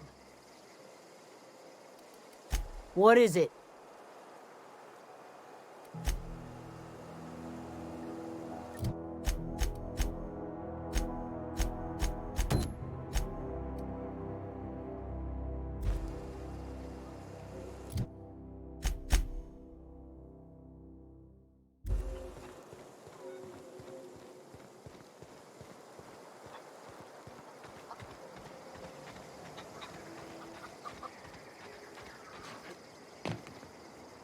You hungry? We got canid ribs, canid flank, canid snout too. Something I can help you with? You mean Zoe? Yeah, we were pretty close. Not like her to go loping off. Zoe and I were gonna watch the serials, as is our custom. She never turned up. I looked around, but she was nowhere to be found. You sound like some type of corporate fixer asking all these questions. Zoe was always obsessed with this serial, Masked Marketeer. A scion of Byzantium turns to banditry and teaches his marauder companions the wisdom of free market economics. Shame she up and vanished when she did. I had a surprise lined up for her. The other day, I got my hands on a genuine copy of the latest Masked Marketeer. I was gonna surprise Zoe with it, but she was gone the next day. Can't say I recall Zoe ever acting strange. Well, except for her habit of writing things down on scraps of paper. She called it journaling, but I think it's just plain odd. Hey, I got time. Fresh off the limb, and that includes canid meat.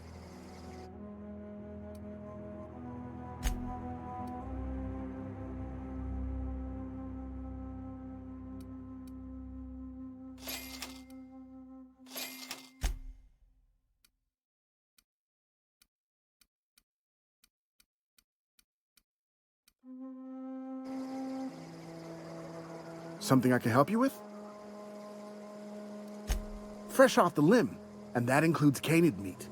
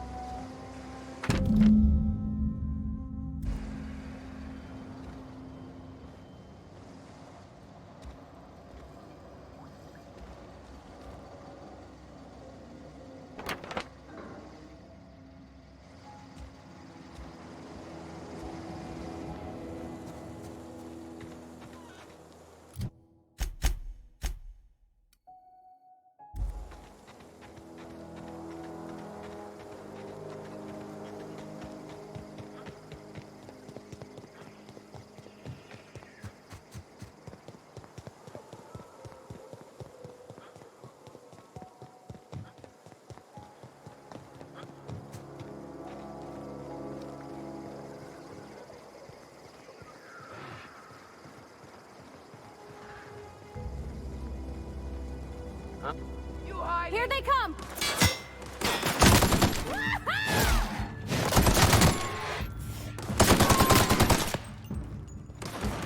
Everyone all right?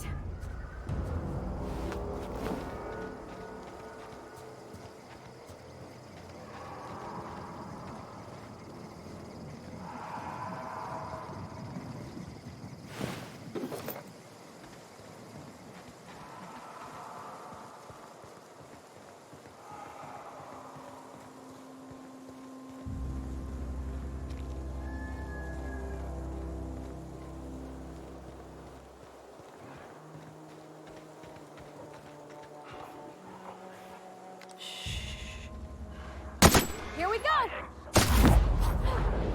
Look at us! That was clean. I don't know anybody who ever came out this far.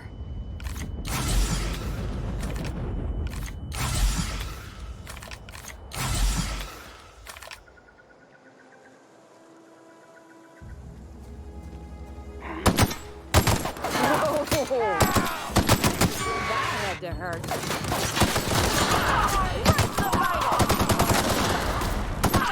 Right in the vitals! Ah, no encore?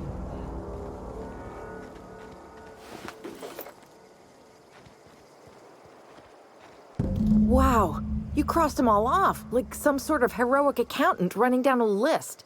Teach me your ways.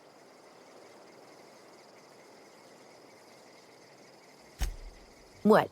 You mean Adelaide's little congregation of nature-loving nobodies? I could not possibly be less interested in them.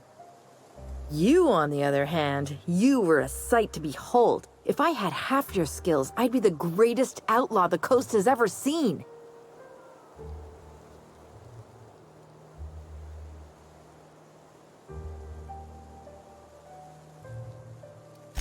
I'm great at clarifying.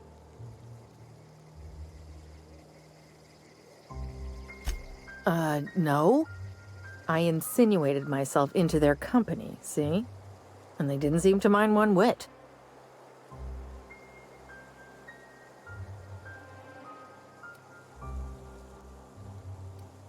I may have bartered them a few boxes of Adrena time, but yeah, I'm sure that's got nothing to do with it.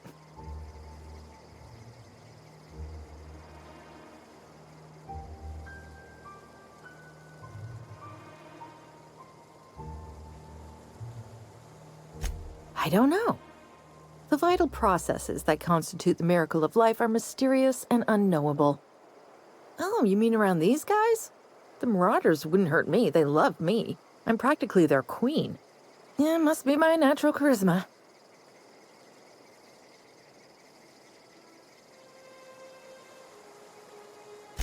I got kicked out of Edgewater on account of falling sick with plague and stealing some medicine to treat myself. I'd heard some outlaws set up camp in the botanical labs. I decided to throw in with them, seeing as I always wanted to be an outlaw myself. Instead, what do I find but a bunch of former workers camped out around a greenhouse? I couldn't just go back to the cannery, so I was stuck with them.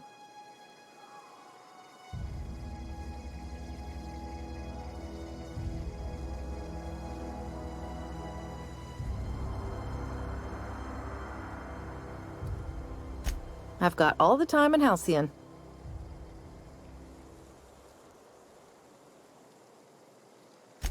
Why? Adelaide wants me back on garden duty or something? Thanks, but I'm not going anywhere. This is where I belong.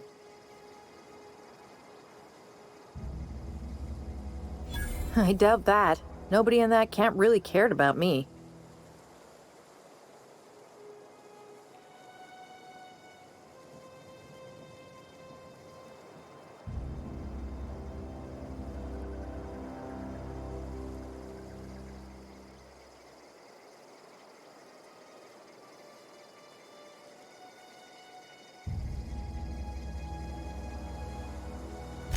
Yeah, I suppose you're right.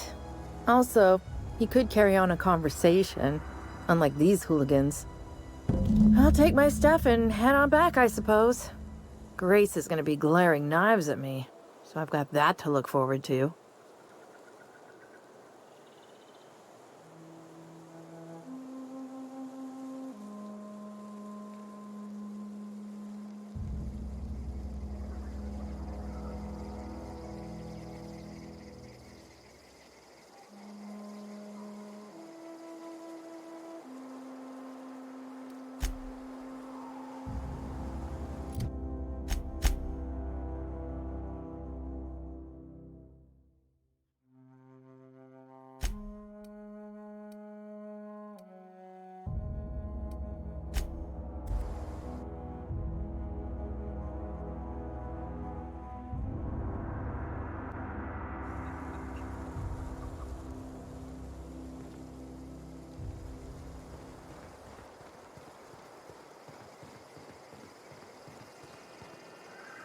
What is it?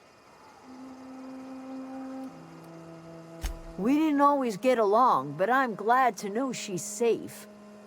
What happened, anyway?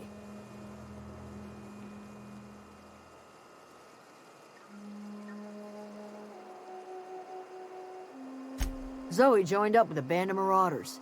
Zoe. The same Zoe who doesn't know a barrel from a trigger. Well, I've heard stranger things.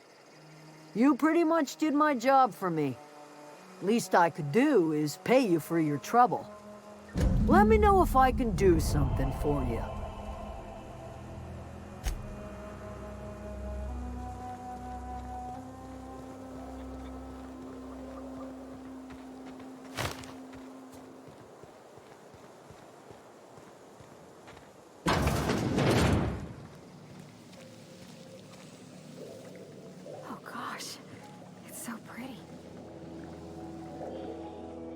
If you're hungry, there's meat turning on the spit outside. If you're bearing illness, find a place to lay your head down and I'll fetch you a poultice. Whatever your troubles with Edgewater, leave them at the gates and be welcomed here. Any questions, dear?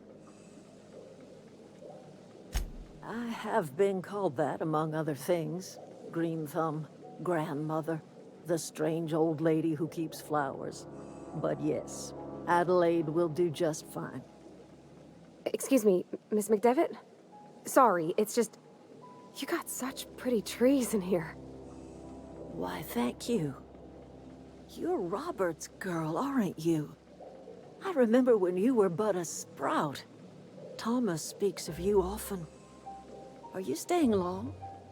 You should try some of my tobaccorn tea. I brew it in an old spittoon, but it's been cleaned.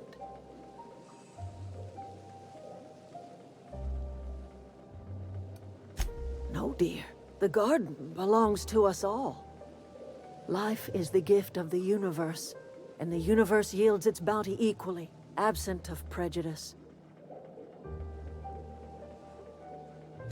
The soil around the Vale went sour years ago, but I found a way to sweeten it back up. The secret recipe is a little bit of elbow grease, a dash of love, and a heaping pile of special fertilizer.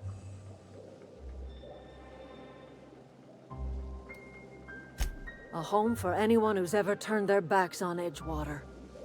A home for those of us with nowhere left to go and nothing to lose. So, like the spores of the puffball, cast on the wind and alighting on fresh soil, we put down new roots.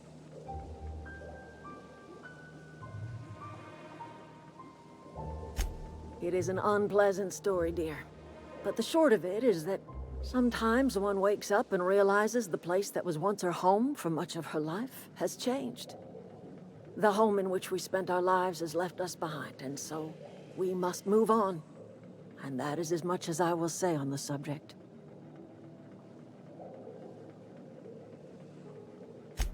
Reed Thompson? You here on behalf of that cold-eyed reptile? Let's hear it. What's Reed's idea of peace, then?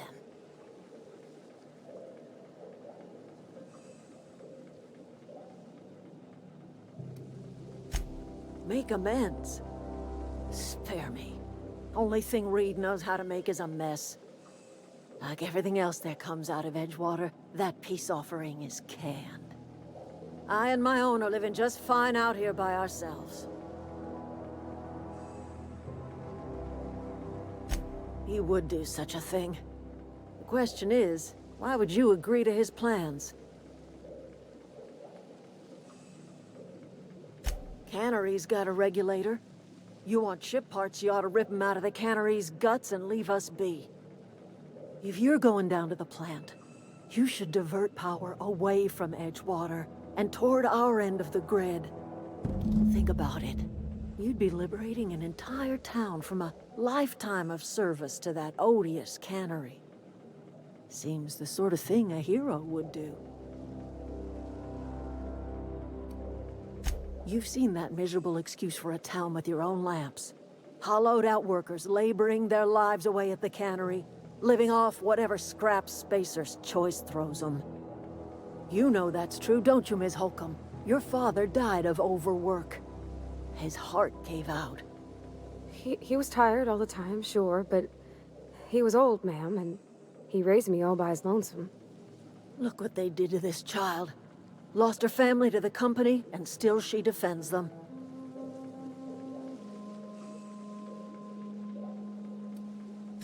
I'm all right. I ain't so fragile. That was unkind of me. I'm sorry, dear.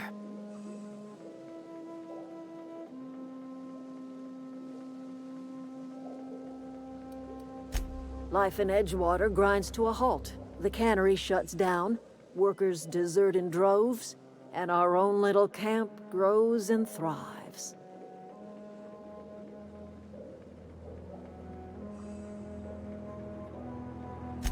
I trust you will listen to your conscience.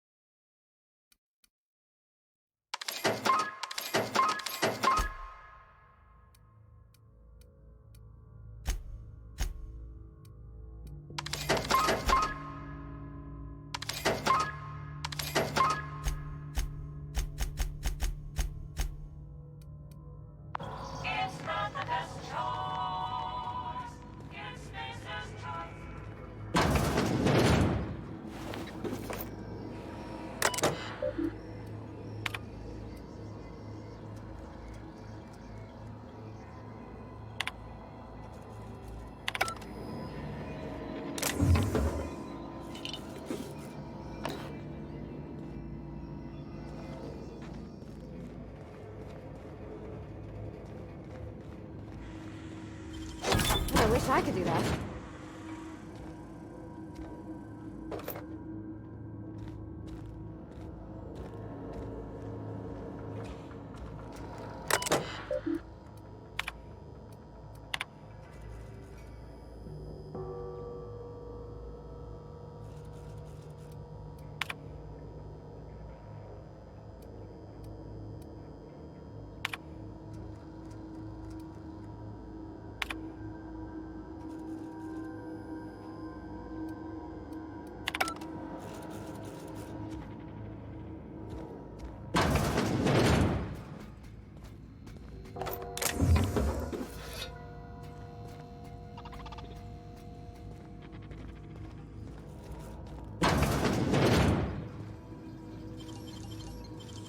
That was quick.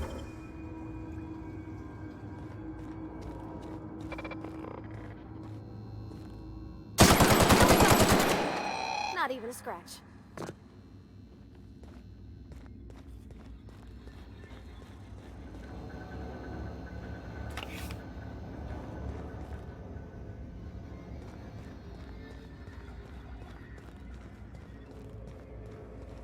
Here we go.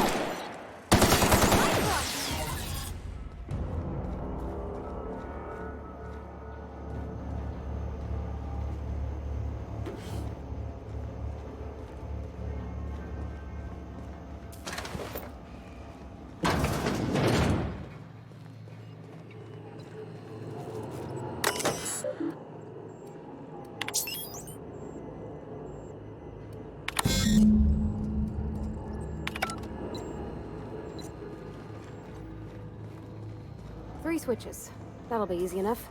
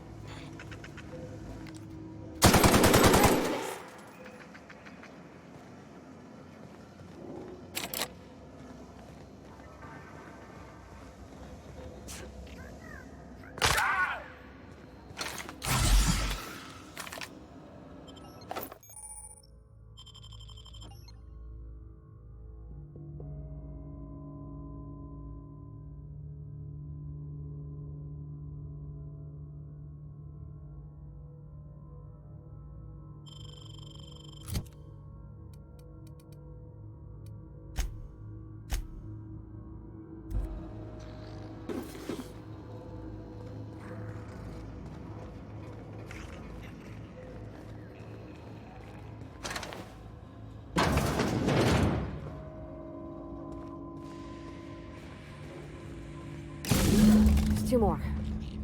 What'll happen to Miss McDevitt's folk if we send power to the Vale? Don't mess with us.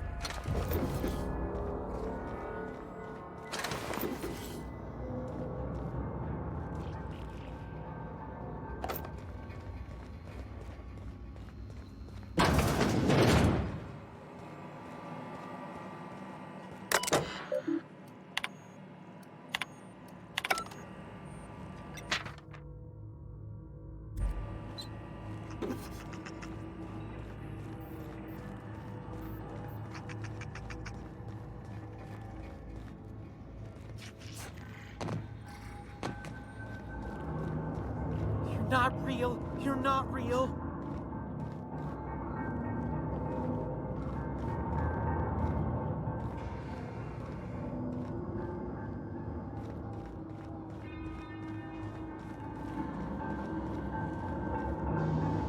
Go away, Phantom.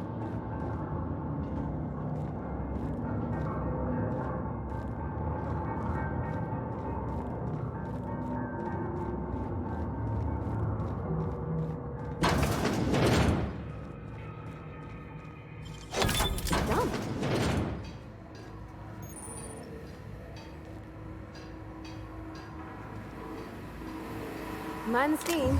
You're liable to get scalded.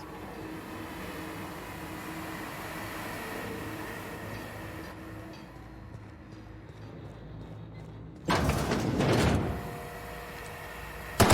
we go! Down they go!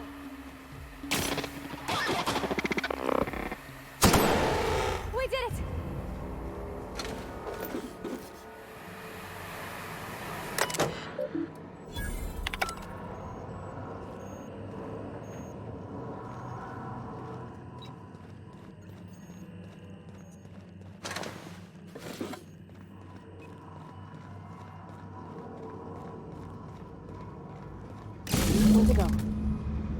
If we send the power to Miss McDevitt, what happens to the veil?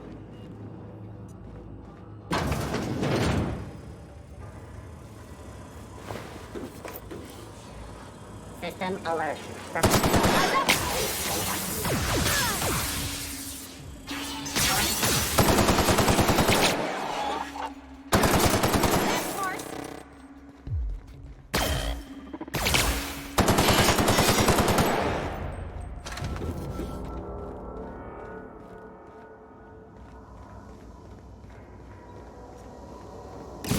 Celeste, I'm not sure what the ride is. Alls I know is the decision's final.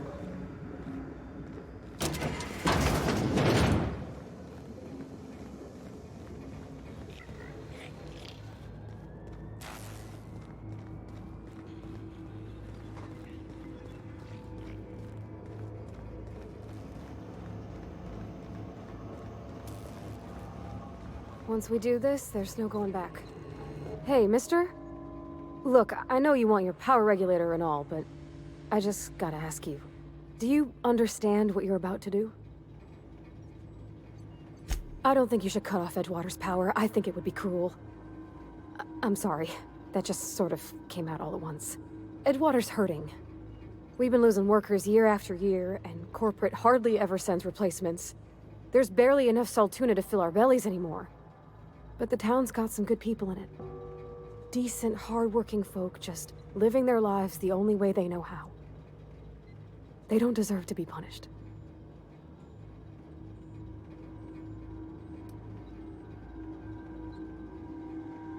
Well, that sure sounds like Mr. Thompson. If he was standing here, I imagine he'd remind us of how we're all one big, happy Spacer's Choice family. In Mr. Thompson's eyes, those deserters are still part of the Spacer's Choice family. The family must work together in order to survive. I hate to say it, but I think Mr. Thompson's got a point. Unless those deserters come back, Edgewater's as good as dead. Cutting off their power might be the only way. Sorry, I didn't mean to babble on like that. I felt like I had to say something. Really? I mean, wow. Thanks. No one's ever told me those words in that order.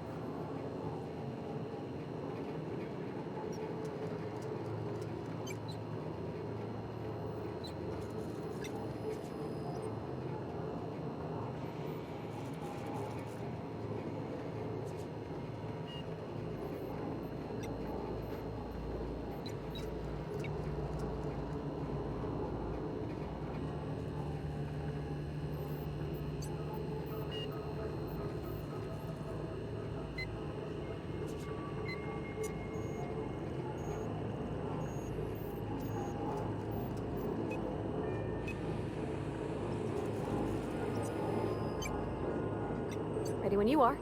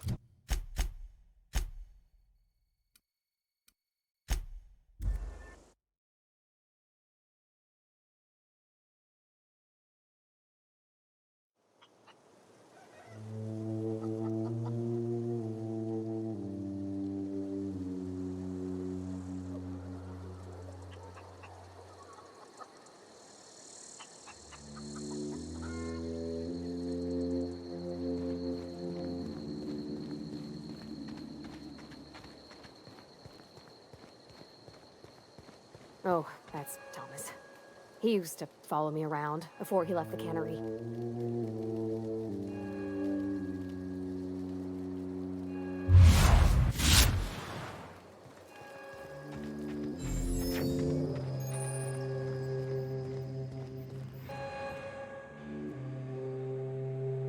That's the thing about growing old. Your eyes start to fail. Elsewise, I would have seen you for the snake that you are, chopped you into pieces and roasted you on a spit. This is all you're doing. Cutting off my power, killing off my garden. Without refrigeration, my food will spoil, and my flock will starve. I want to ask you this in private, away from the eyes of my flock, so they do not see me lose my temper. Tell me, why did you do it?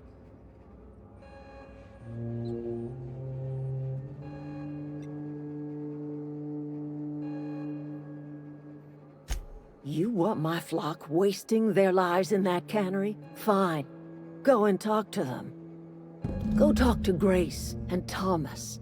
Look them in the eye and tell them their life here is over, and the only thing left to do is go back to Edgewater.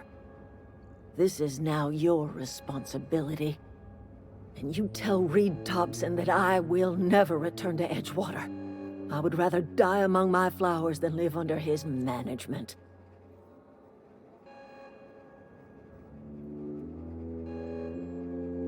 You offering to cross Reed off, huh? This some sort of twisted reparation for what you've done? Or you just looking for a chance to sow some chaos? Kill Reed if you must, or talk him into leaving if you can. He and I are not sharing the same four walls together.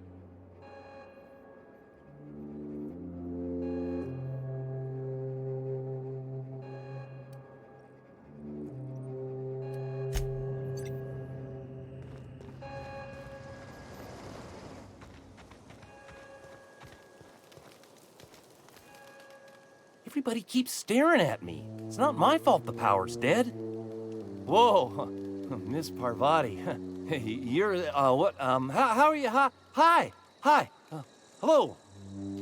Are you, are things safe out here? How are you keeping? Great, just great. I've been trying to keep stuff running, just like you. Only I'm not so... Wait, they didn't kick you out, did they? Oh gosh, no, I'm just along with this fella here. I seen you wandering around here. You don't look like you're coming from town. Sorry, I just wasn't sure if you were from town or if you were one of us. Something's been chewing at me, you see. Fact is, I've been, well, lying. To everybody here. Camp thinks I'm a mechanical genius, but I couldn't fix a busted chair. I'll take all the help I can get. I set my mind to learning the craft of the engineer, you see. I want to make something of myself. You ever heard of the Young Spacer's Guide to Mechanical Engineering? Comes in a set of 3. If I had my hands on one of those data pads, I could teach myself the ins and outs. Those are good. My dad kept a copy with him when he was working in the cannery. I know the old community center kept a copy. Should find another one back in town. If you could find me even one of those pads, I'd be greatly obliged.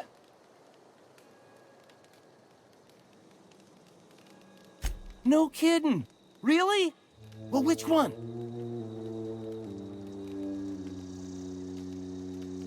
Look at that! Building a computing machine out of Spectrum potatoes, a primer. I'm just glad it survived all these years. I appreciate you going through all that trouble. In fact, I put aside something special, on the off chance that somebody'd search out those data pads for me.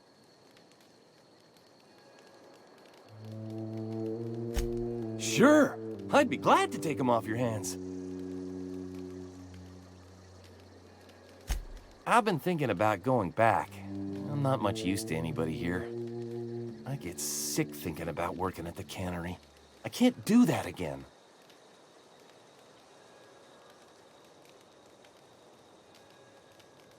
You know something? I think you're right.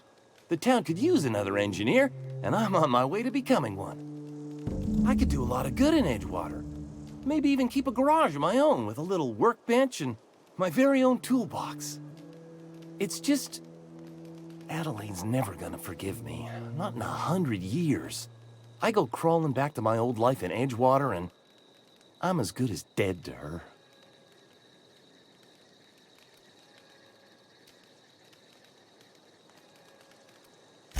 Adelaide hates Edgewater, hates everything Edgewater stands for, hates what that town does to people, what it did to her. We're the nearest she's got to kin. We go back to Edgewater, we may as well have stuck a knife in her heart.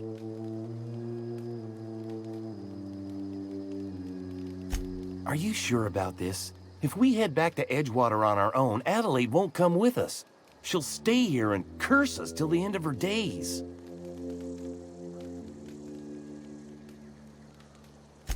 I expect we got no choice. Edgewater needs us back, and loath as I am to admit it, we need Edgewater. You okay with this, Grace? My affairs are all settled. Thanks for helping me with Zoe. Just give us some time to gather our personals and say our goodbyes. If you run into Reed, you tell him we're coming back, yeah?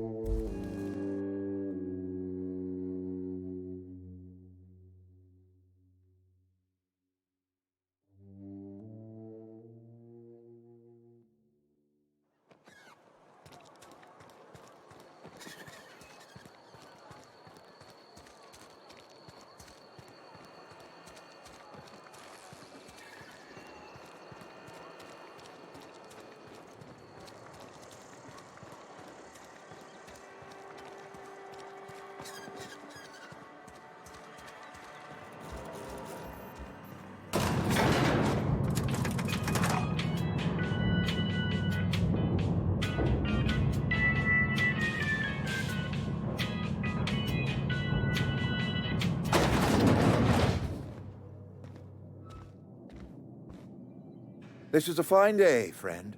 Power flows through our town like a cool stream of water. I trust Adelaide's people have seen their way to reason. So, when can I expect them back at their posts? That's good enough for me. Adelaide and I have a history. Was unlikely she'd ever come back. But hope springs eternal. We are in your debt. I am authorizing you for a discount on all official Spacer's Choice products, courtesy of the people of Edgewater. By all means. Her son got sick with plague a couple years back. Company never gave us enough medication to treat the whole town. So I had to choose, you see. Adelaide's child or someone else's. She's never forgiven me. I don't expect she ever will. This whole fiasco is not one I am keen on repeating. I was too hard on my own workers. I pushed them to their breaking point.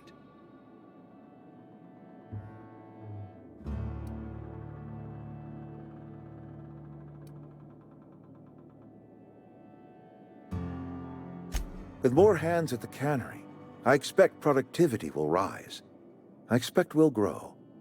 And I expect I can ask corporate to send us some more medicine. We'll survive, one way or another.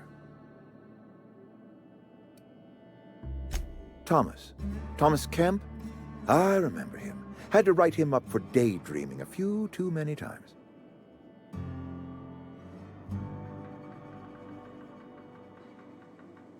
He tries real hard, Mr. Thompson.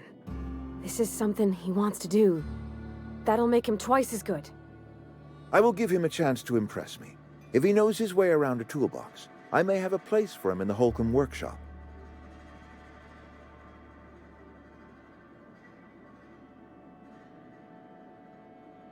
This whole fiasco is not one I am keen on repeating. I was too hard on my own workers.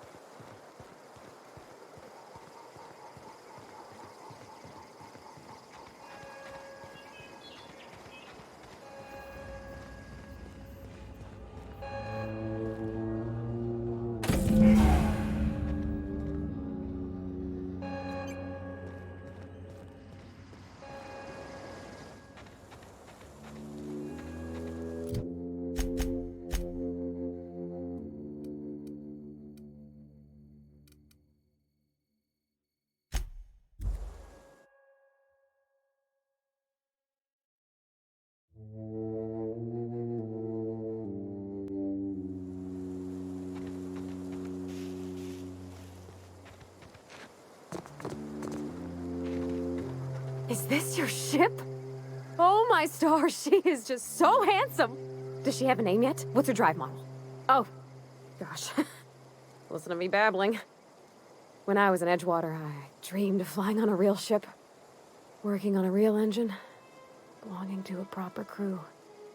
I'm the only decent mechanic Edgewater's got, but every time I think of going back, I get this sinking feeling.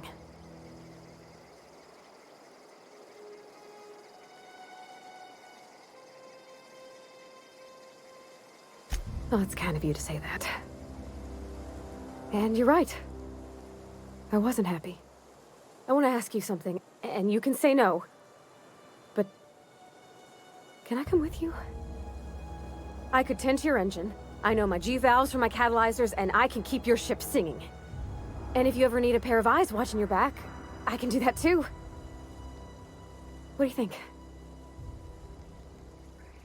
Yes! I mean, thanks. You won't regret this, mister. Captain. I can call you Captain now. Ha! I got a captain.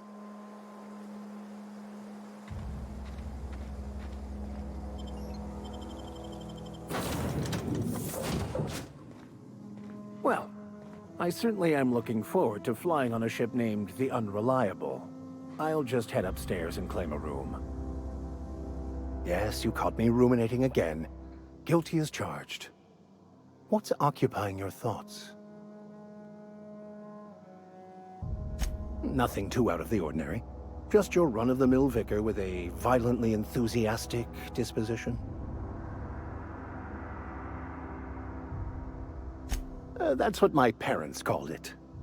I grew up in a pit of a town, much like Edgewater.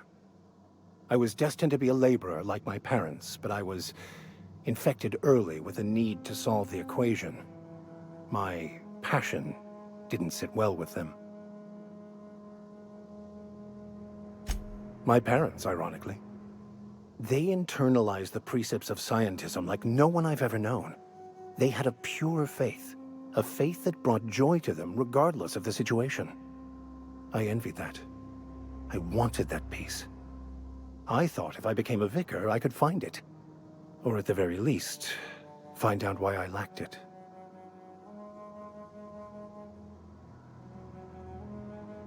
They thought I was fighting the plan, should have accepted my lot. Some people pursue the clergy for power, prestige, but that was not me. The simple version is this. The force which we call the Grand Architect created the universal equation that underlies and defines everything in the universe. Everything flows from the equation, or in layman's terms, the grand plan. Is the Grand Architect a consciousness? A natural force? Did it create the equation on purpose? The answers to these questions don't really matter. The equation, the plan, is all that matters. Contentment is found by accepting one's role in the plan.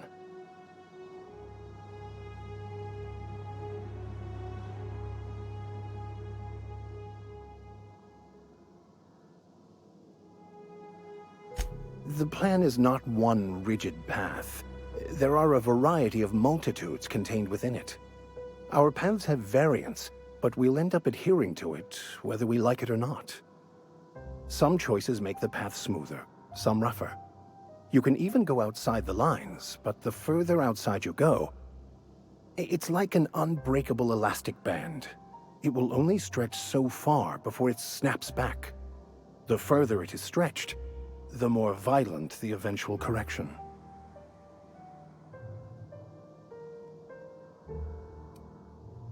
I have run headlong into too many walls in my pursuit of the truth. This book is my last hope, and you were my only hope of getting it translated.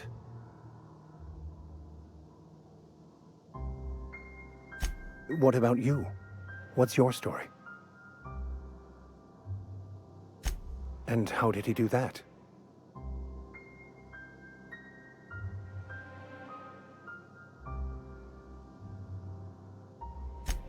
Well, you do seem different than every other colonist. Let's pretend for the moment I believe you. What are you going to do now?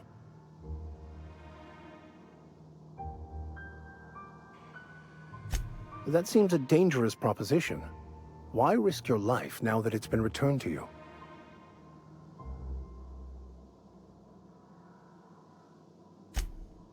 Oh, I see. You have my condolences.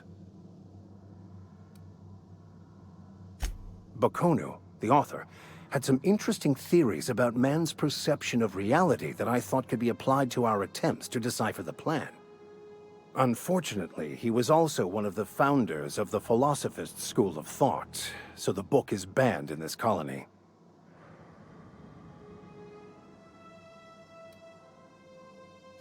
The story of my life.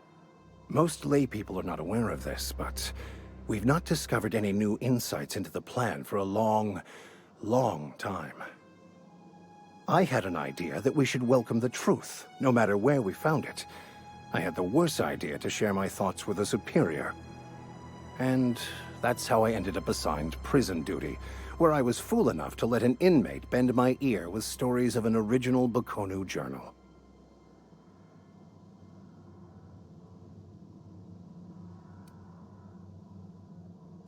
I've been thinking on that.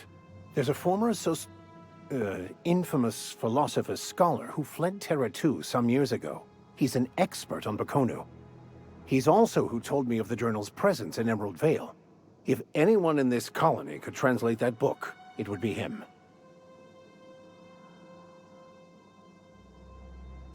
That's a good question. We should start on the Groundbreaker. It's where I'd go if I wanted to get off Terra 2. Great place to pick up a ride to Hephaestus, Scylla, even Monarch. All I need is access to a data cartridge from the security terminal. Their easily hackable system keeps a registry of all crew manifests for both arrivals and departures.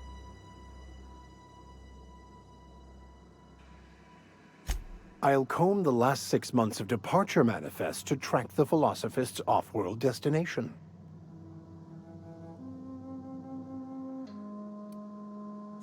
Before I transferred to Edgewater, I had a wealth of time to develop certain, secular skills during my years serving a particular penitentiary flock. I meditated, led sermons, provided guidance to the inmates as needed, of course. I also played prison yard tossball and taught myself a bit about computronic security systems. Thank you, Captain.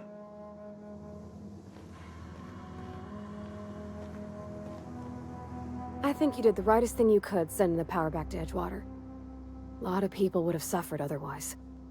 People I care for, even if they ain't care much for me. That's on account of how I never met her. She was in another division of the Spacer's Choice family. She worked in the Vale a few months, sorting the cannery computers. Her contract said any kids she had, expected or not, belonged to her office from the time of conception. So when I was born, I got sent here. Well, I don't know about normal.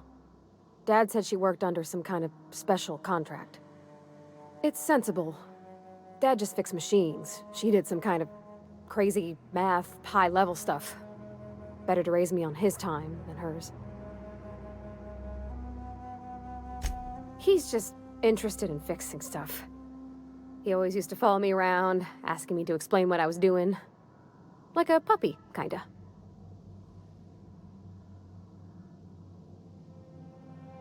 I'm just glad he's alive. That he's okay. I mean, when Mr. Thompson said he was fired, we all expected the worst. If he wants to learn about engineering, we should help him get those data pads he wants. I'd like to do that for him. You mean about the mission being too clean? I know, but Vickers says the universe is a machine, that it runs by law. Real machines have gunked up oil, scratches, and worn bits. You can tell they've seen handling, been used by folk. The machine Vickers sees is one ain't never been run. It's not for people to live in. It's something on a museum shelf, under glass. Fixing the universe is a job for somebody way better than the likes of me.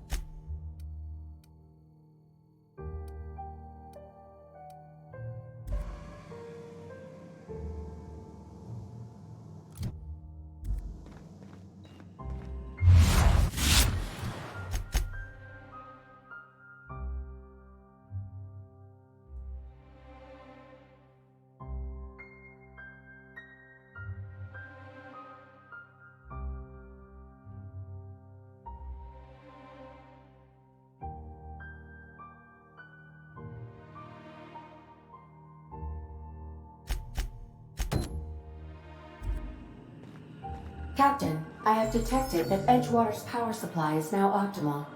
I applaud your willingness to invest your time in the local community. What can I do for you, Captain? Do you know how to install a power regulator? Outstanding, Captain. Your aptitude for engineering will prove invaluable in the event of another catastrophic engine failure. Our engine room is located behind you. Across the cargo bay, up the ladders.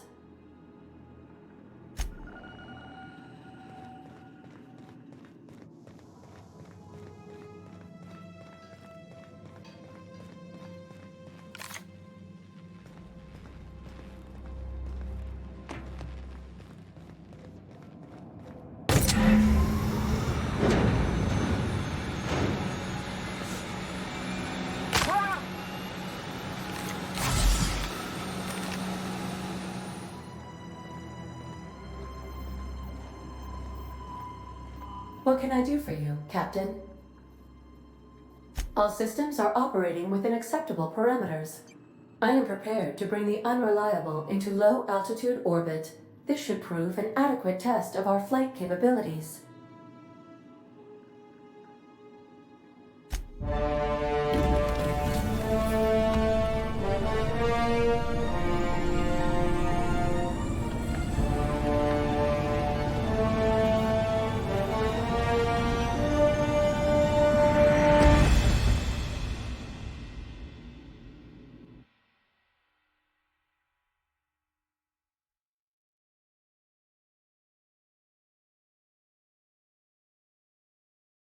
We have received a communication request from Dr. Phineas Wells. Aha, there you are. Hale and hearty, and captain of your own ship. I see you're putting the unreliable to good use. Shame about her former captain. Horrible way to die. How are you feeling, by the way? I lost track of you in that cave back there. Experiencing any, unnatural drippage? Perfectly normal side effect of thawing, I assure you.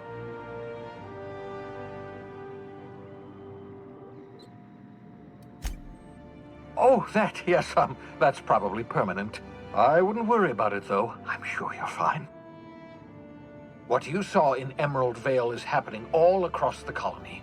Food shortages, lack of supplies, and basic necessities. We're dying. The chairman, the minister, and all their lackeys on the board are to blame. The Hope has some of the brightest minds Earth ever sent us. If we can revive the Hope's colonists, they can help us undo the board's mistakes. They can help us set things right. You need to get to Stellar Bay on Monarch. I have contacts there. They'll help me, help us, find the chemicals to revive your fellow colonists. Gladys Kelly, lovely woman, runs a cozy little black marketing outfit on the Groundbreaker. She can get you a nav key to land on Stellar Bay.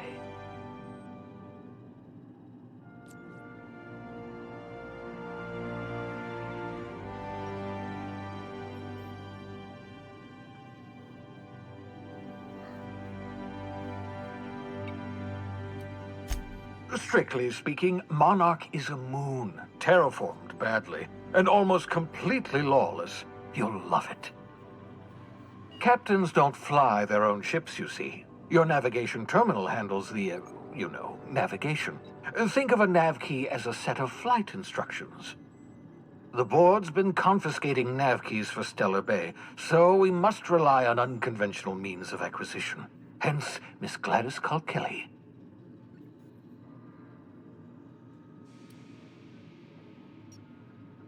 Gladys and I have been doing business for years. Her smuggling credentials are unimpeachable. If anyone can get you a key to Monarch, it's her.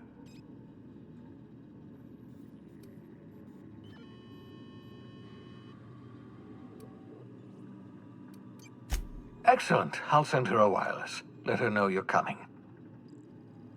By the way, I gave Captain Hawthorne a disguise apparatus of my own design, cutting-edge technology, years ahead of its time. I call it the Holographic Shroud. I'm sure it will prove remarkably useful to you. You'll find it in the captain's quarters.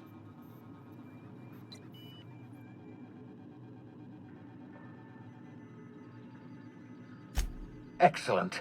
I'll contact you once you've found a way to get to Stellar Bay. If you have any questions, come see me in my lab. And remember, don't trust the board. They'll try to win you over with promises of wealth and power, but it's a lie. The board's only interested in filling their own pockets.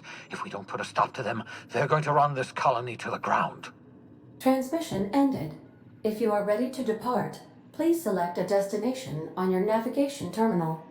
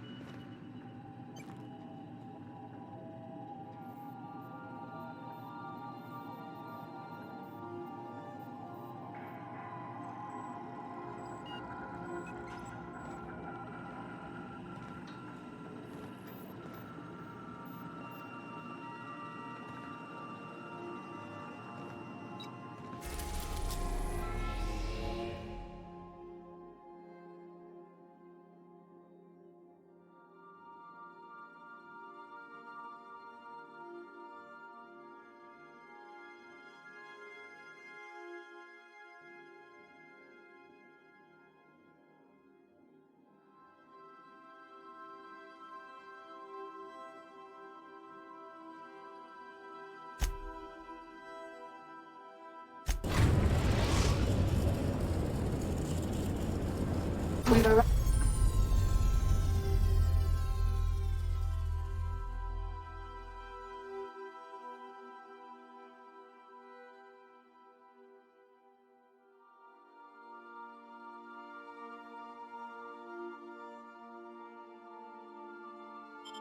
Arrived at the groundbreaker.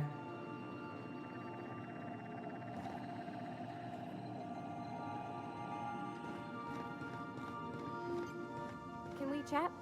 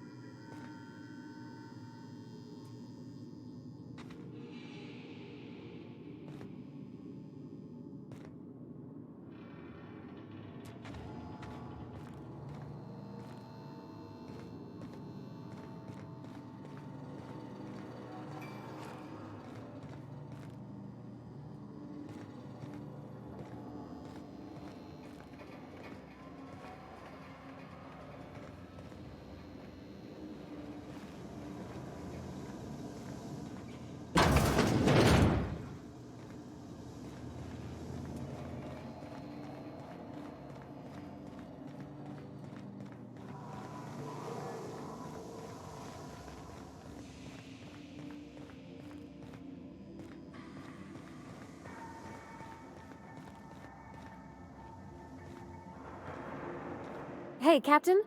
I heard that Groundbreaker's got a real good engineer. A lady named Junlei Tennyson? I was thinking that maybe I ought to meet her. If you got time to swing us by, I mean. I don't got much experience fixing actual spaceships. I bet you a can of Borston beans she could teach me all manner of stuff.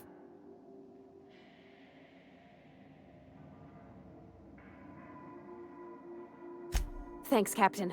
I'll be sure to make it worth your time. Did you want to talk about something else?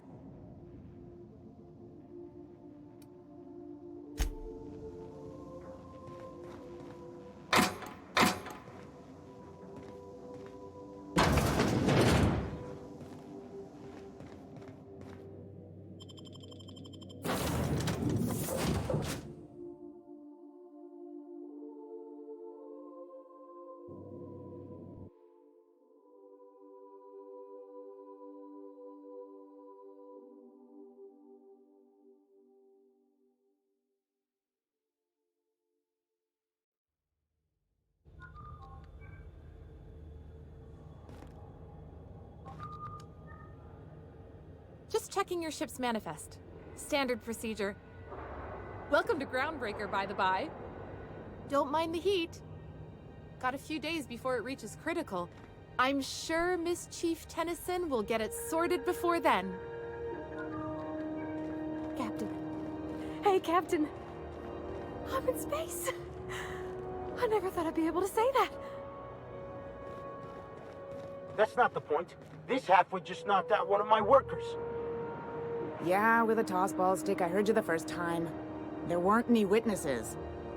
No witnesses? He's not even denying it. Jackass had it coming. Shut it, Felix. You're not making this any better.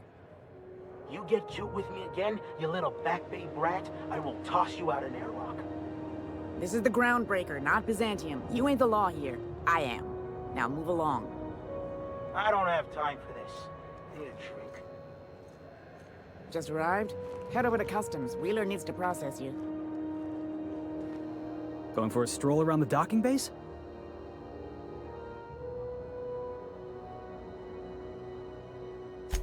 Sure was. Got a knack for upsetting the board and the Mardettes all at once. Between you and me, I was hoping they'd come to fisticuffs.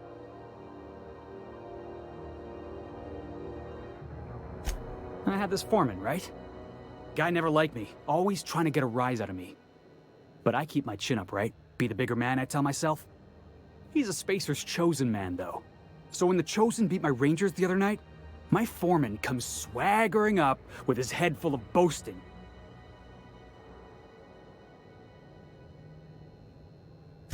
That's when I broadsided him with a tossball stick. Yeah. Look, this was a long time coming. Guy thinks he can push me around because he's some sky-high foreman, and I'm just a back bay's dock worker. Well, former dock worker. Guess I just tendered my resignation. Enjoy my freedom. Scrounged together enough bits for a 0G. Other than that, can't say as I do. Hey, not for nothing, but I saw you wander out of that ship over there by the dock. Wouldn't happen to be yours, would it? Captain of the Unreliable.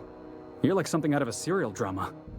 Hey, I don't want to talk your ears off, guessing you got places to be. I appreciate your time. Felix Millstone. Pleased to make your acquaintance. See you around, boss.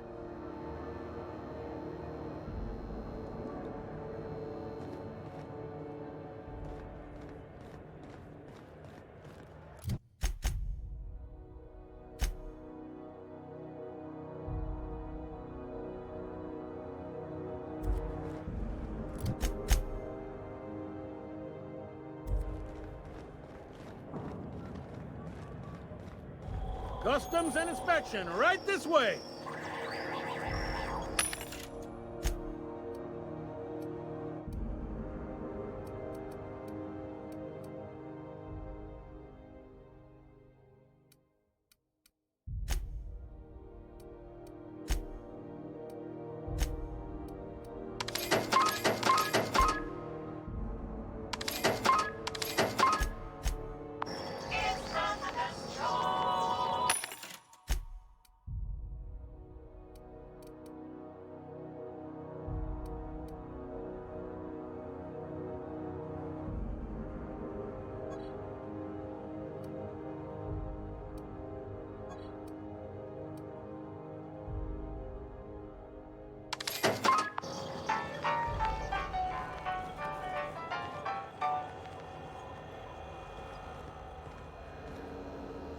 Identification, please. Captain Hawthorne, you said. Let me apologize in advance. I'm about to ruin your day. According to your ship's record, you've been flagged by the board. Your ship will be impounded until such a time as they see fit to lift it. But we've hardly been out of Edgewater long enough to get in trouble. Now, hold on. This isn't the end of the world. Probably.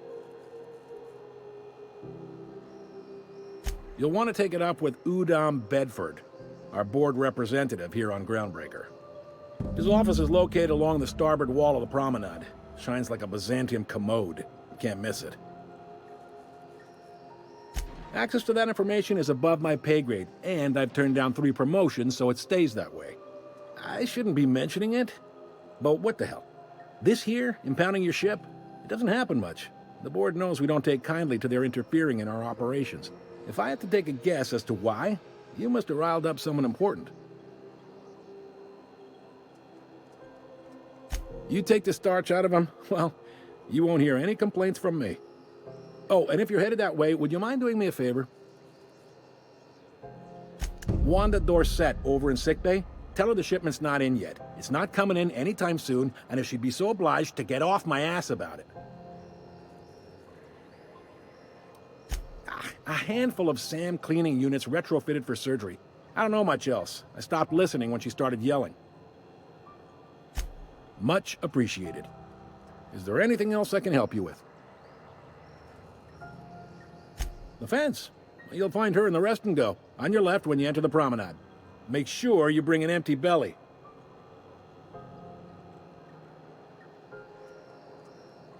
Most places are on the promenade deck. Big door yonder, straight through security. There's a bar on the starboard side. I got a preference for the Lost Hope myself. Talk to Vera. She'll set you right. You need anything else? You let me know. Don't want anyone saying Groundbreaker's not the most hospitable port in the colony. Maybe. Most of the shipping traffic in the system passes through Groundbreaker. Every couple of months, we even get a big interstellar freighter. 2 biggest operations are the board. That is, Halcyon Holdings and Sublight Salvage. But there are independent operators around the promenade deck. Most of those jobs are going to take you off station, though.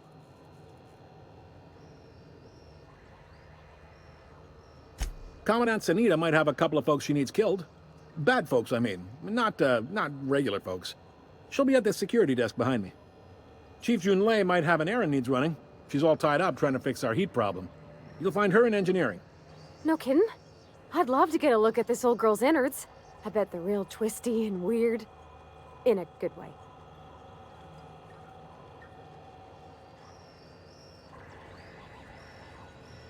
Happy to help. That's my job, after all. You're real good at it, too.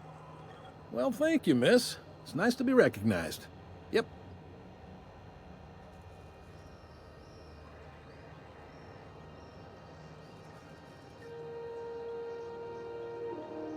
Are you pulling my leg? You must be one of them long-haul freighters from outside the colony. Well, I won't hold it against you. Goes like this.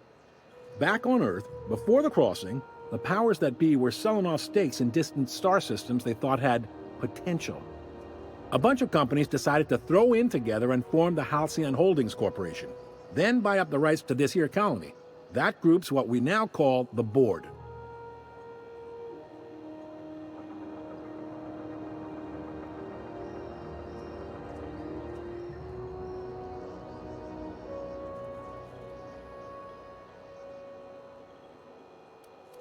Sitting around drinking whiskey and smoking cigars, yeah, probably. Can't say for sure, of course. Doubt I'll ever see the inside of it myself. Yep, Groundbreaker's the only real independent port. Aside from us, there's just tramp freighters and wildcat miners. Seems like every year the board's offices get bigger and their ships take up more of the landing base. Haven't seen nearly as many tramp crews this year.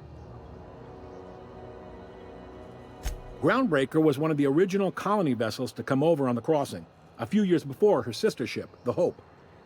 Once everybody'd been de-thawed and dropped dirt side, the original crew of the Groundbreaker decided they rather liked the spacefaring life. I guess that was the start of our independent spirit. Now, here we are. Glad to help.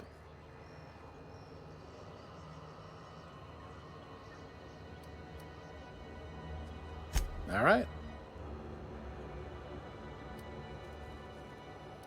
He's friendly enough unless you speak ill of the board. Get the sense he doesn't care for Groundbreaker much. Not that he would, being a board man and all. He's our liaison. Really likes his cereals, too. Maybe a little too much. Bit of a weird bird, all told. Don't see what's so wrong about liking cereals. They're fun. Udom takes it to an, unhealthy level.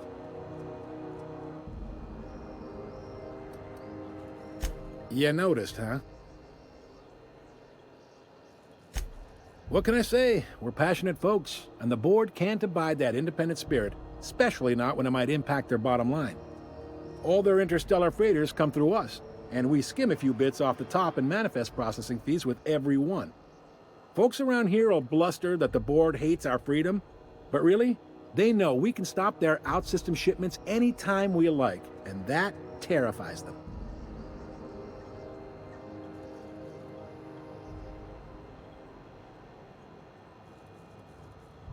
You mean the heat? Sure, we could make them fix it. But what would they do in retaliation? They got assault cruisers, gunships, and a handful of mining operations at their fingertips. We push them too hard, maybe they decide we'd be better in 10 trillion little pieces. Or they cobble together a new Groundbreaker and put us out of business. The board wouldn't do that. Would they? It's a tough line to walk, no doubt about that. But we make do all right. So far, anyway. Sure thing. Be seeing you.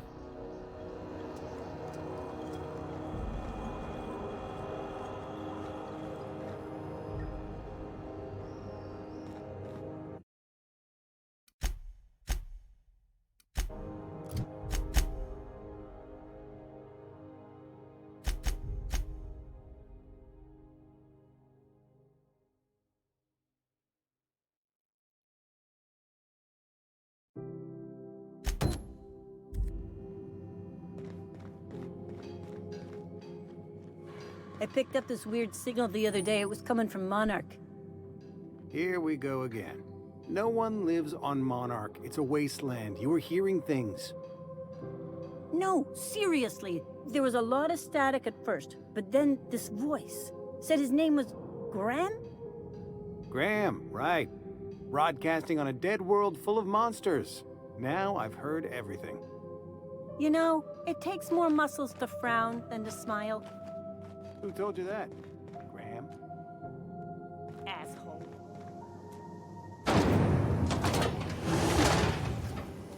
Rizzo's Lemon Slap. Slap your whole family tonight.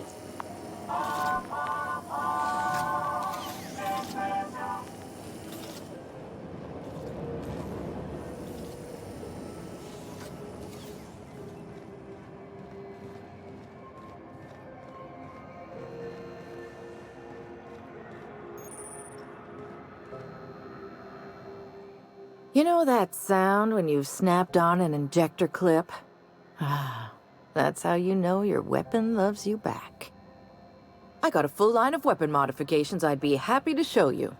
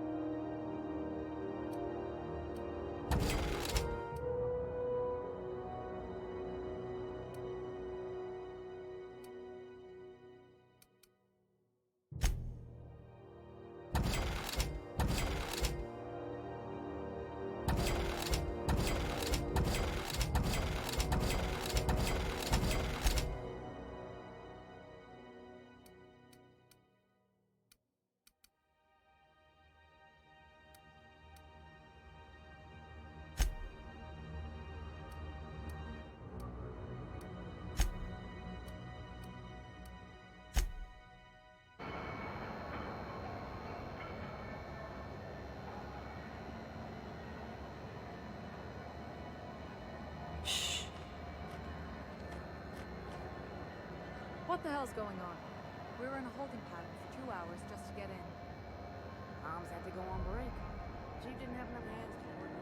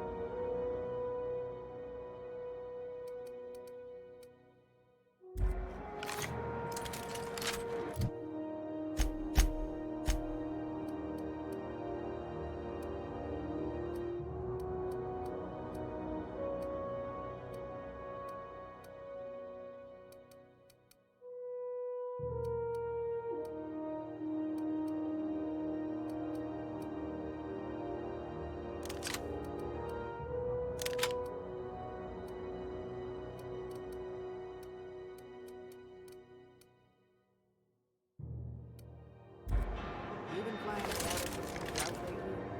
Deader and a space caterpillar out there. Traffic's down all over. Even the inners are holding on to their manufacturing. Exports are way down. I know one crew, their skip drive burned out. Couldn't get a new one for love nor money. Ended up selling the ship for scrap.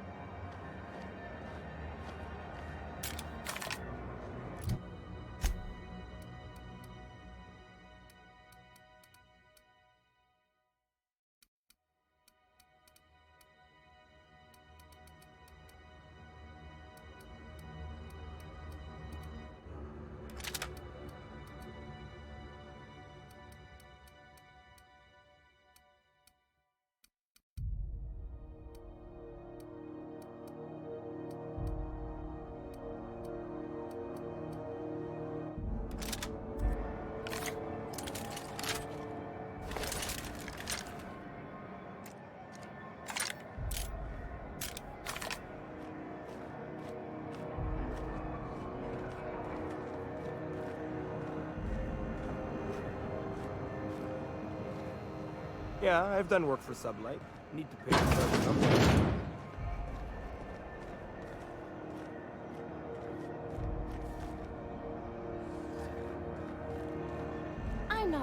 anywhere, you hear?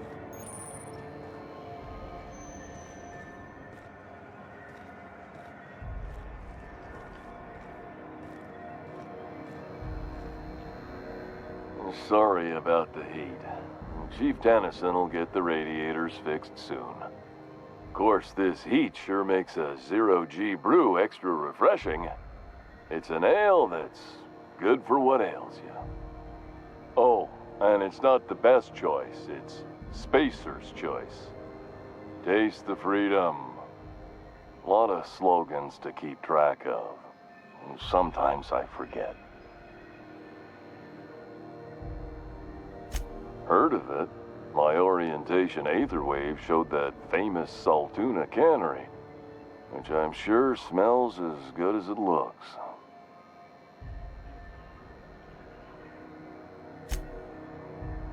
Yeah. I hope they're gonna be okay. That's a Spacer's choice beer. Take what you have, polish it up, and make the best of it. So, what can I get you? Some soap? Everyone loves soap. Everyone will love you for using it, too.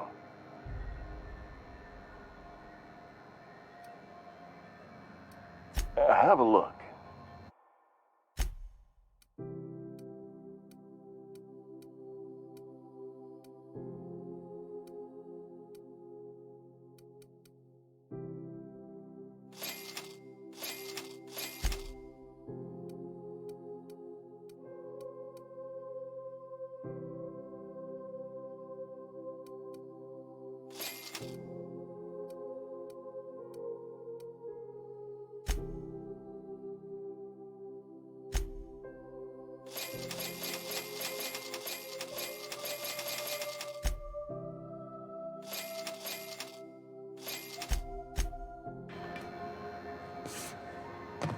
You should give our latest product a try. Ollie Ollie Toxi-Free. Now with activated charcoal. Don't take my word for it. See for yourself. Make a choice. Spacer's choice. I'm bound to satisfy headgear-related inquiries. Please send any complaints to our Consumer Care Headwear Division. Oh, I'm having a stellar day. And not just because I'm legally obligated to say so. Almost as stellar as Spacer's Choice is affordable. I can see all of the top quality merchandise in the Spacer's Choice catalog, which is available here at a reasonable price. Spacer's Choice regrets that we don't sell toothpaste at this time, but we're always working on delivering exciting new products to our customers. Sprout Wash, Mouthwash, and Mantafloss are among the exciting line of dental goods currently in development.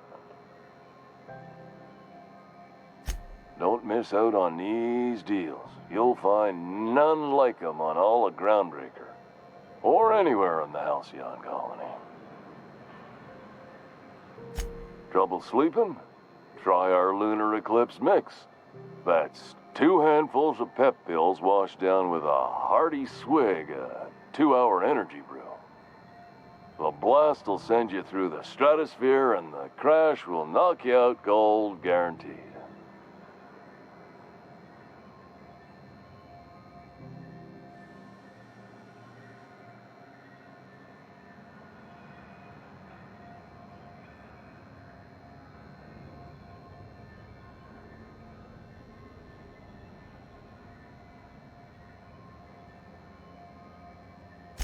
Add an additional 10% to your purchase today, and the proceeds will be donated to Spacer Cares, our premier corporate welfare program. At Spacer's Choice, we care about your health and emotional well-being. That's why we put Martin through 6 years of vendor school, only to make him wear this hat.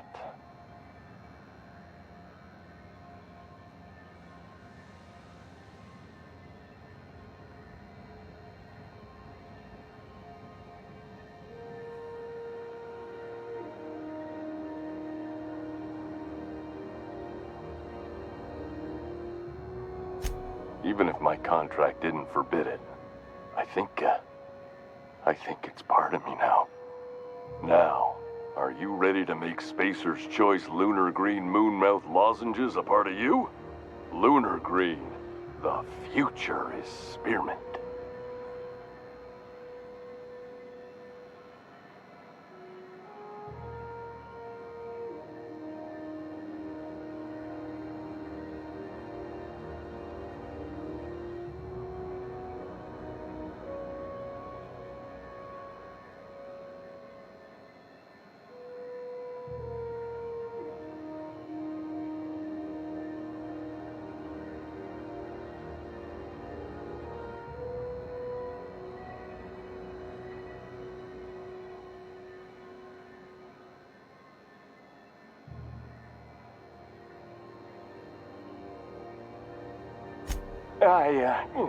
Damn it.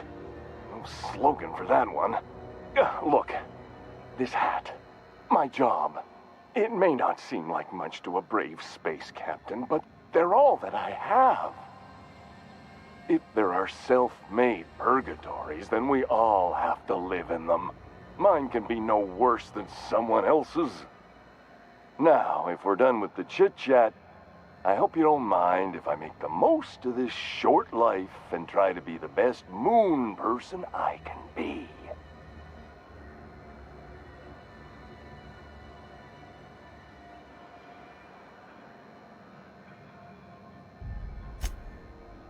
It's fine. I should be stronger than this. Thanks for taking an interest. Speaking of interest, can I interest you in some quality budget goods? At Spacer's Choice, we cut corners so you don't have to.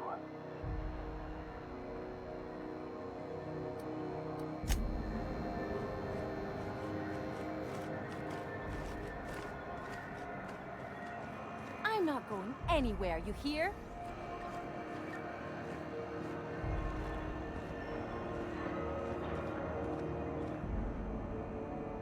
You can't keep me out of there. Please don't make a scene, Dr. Fenhill. I am not making a scene. I'm sorry. Am I causing a scene? See, Umfuru? We could have avoided all this unpleasantness if you just let me talk to Jessie in the first place. Let me get one thing straight. Jessie and I are not friends. I just owe her, okay? As for the rest, I'm trying to figure that out. All I know is that she's been here too long, and she's apparently not receiving visitors.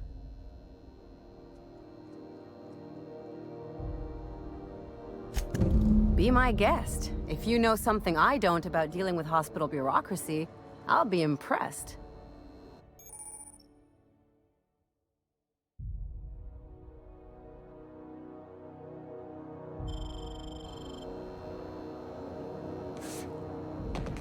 What seems to be the problem? If only my other patients had so many inquiring after them. I'll tell you what I've told the others. The records say Miss Doyle checked herself in and requested I admit no visitors. The requests of our patients are paramount, so no, you may not see her. She's not my patient. I'm certain no one on my staff would falsify patient records, if that's what you're implying. Not without dispensation from Chief Junlei, I fear. Supplies are hard to come by out here. We don't have the ability to manufacture our own medical supplies here on Groundbreaker. Regrettably, we are dependent on the board for such mundane items as bandages and antibiotics, as well as more critical resources like adequately trained staff. We'd nearly signed a supply agreement with Anti-Cleos, but they demanded we only use their branded drugs, and that's simply not tenable. Take care. Good luck getting to Jessie, and better luck if you do. She's a real piece of work.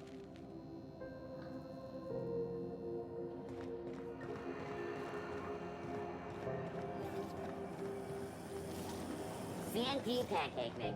Now What with repairs Flowers going? Mixing. series. Just plugged the last of the O2 leaks. I'm ready for downtime.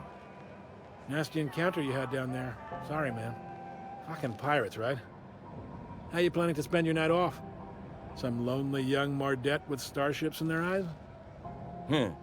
Figured I'd get in some quality time with Vera's stock. Let me know when you're heading out. We'll get drinks the night before.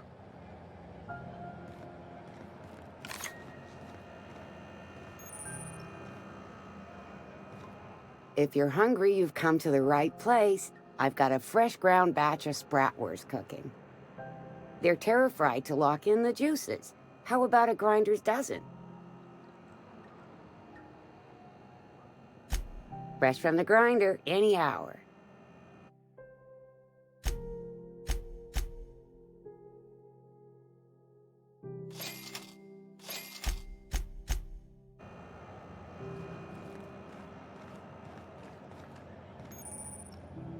You look like someone who's taken their share of cuts and bruises.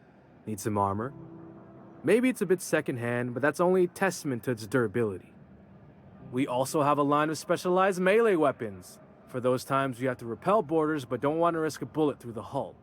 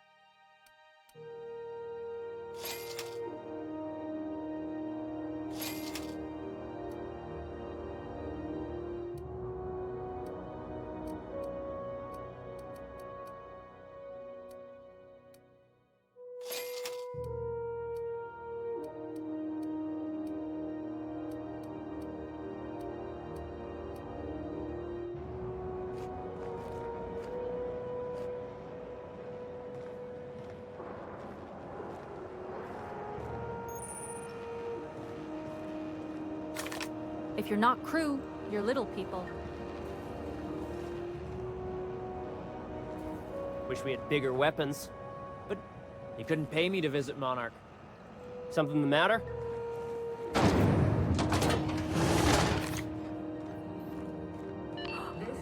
Those XF411s? And an old Yakita 37? You think they'd let me peek at the power plant? Junlei Tennyson.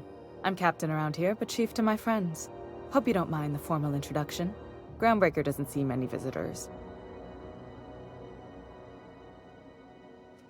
No, it isn't. It's a mess. But it's my mess, so I'll take the compliment. Just so we understand each other, I'm the final word on the ship. The Mardets, the crew, the engineers, their family. I hope there won't be any problems while you're visiting.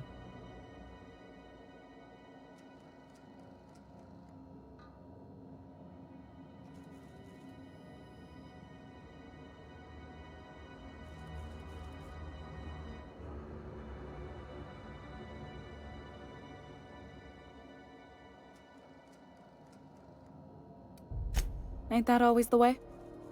So what brings you to Groundbreaker? I'm curious, even though 9 times out of 10, the answer's just passing through.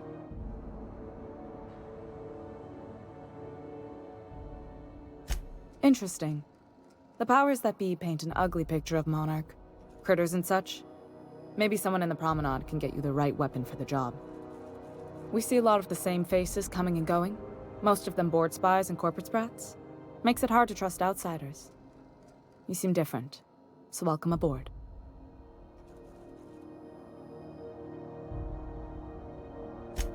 What? I didn't think you just... Parvati, is it?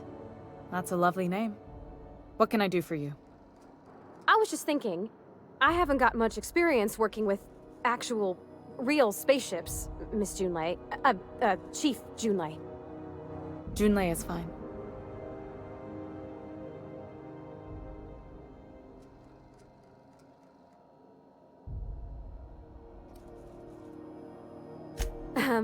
Okay. Since you run a whole space station, I was wondering if... Well, maybe you could teach me some things. I could message you later, maybe? I'd be happy to make the time, Parvati. You can ask me anything.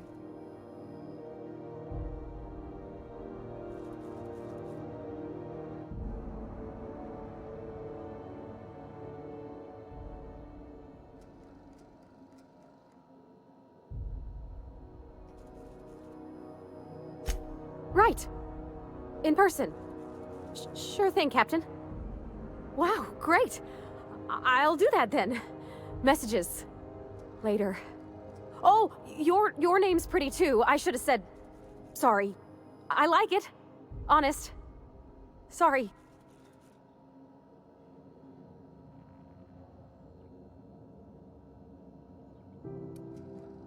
Couldn't have done it without your moral support, Captain. Now, if there's nothing else, there are other parts of the ship begging for my attention.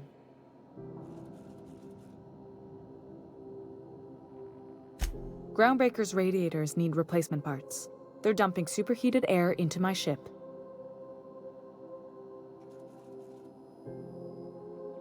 Only the board has access to new parts, and I won't let them swindle me into a corner.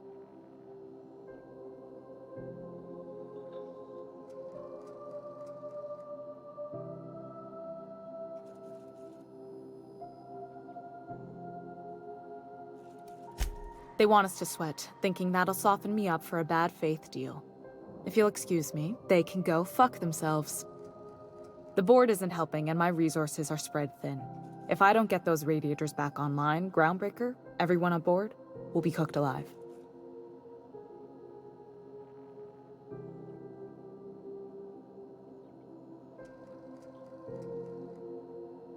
Reasonable, huh? That's the best news I've heard all day. According to my grandmother's old schematics, the parts we need should be in the back bays.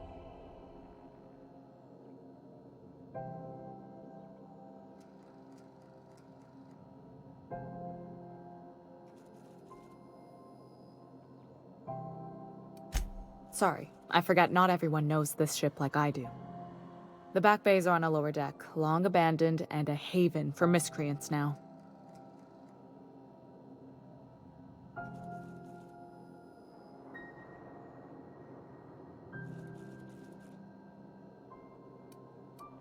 Good. Once you've obtained the parts, we can proceed to the next phase of repairs.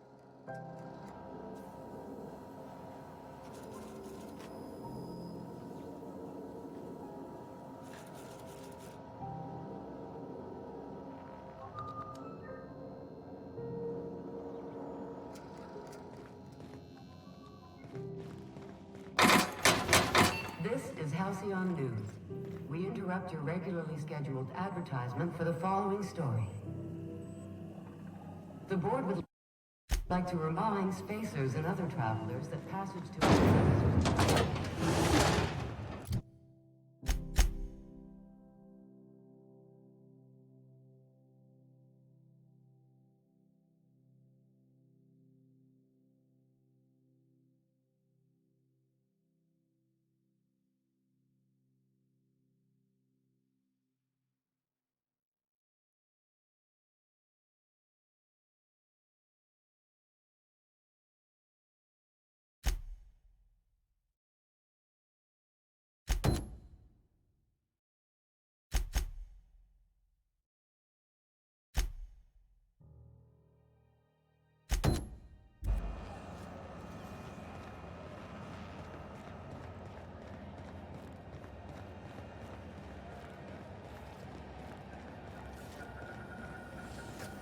BNP, I can't believe it's not cool.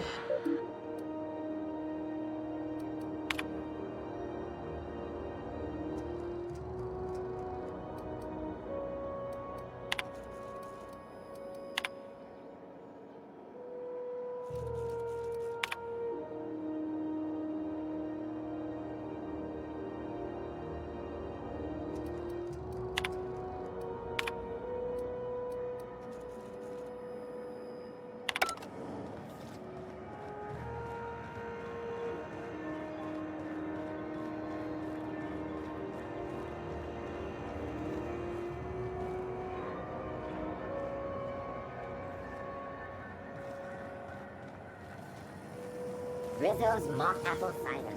A hard cider for a hard time.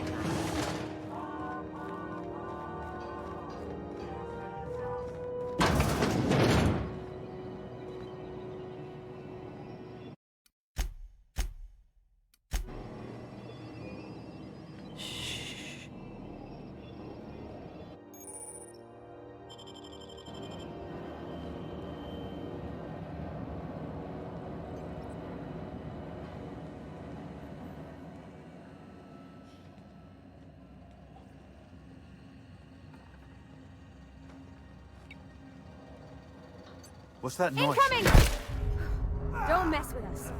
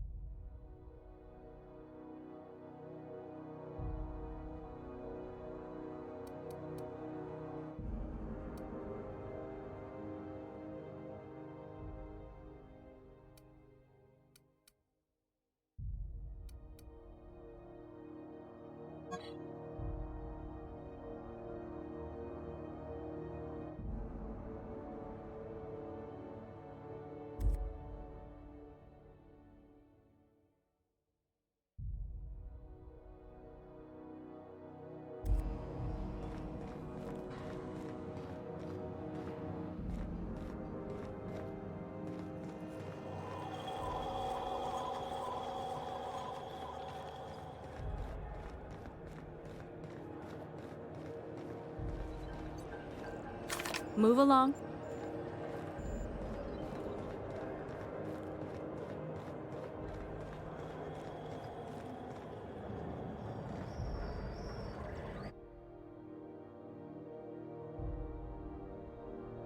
I wonder what that fella did to get the board so riled at him.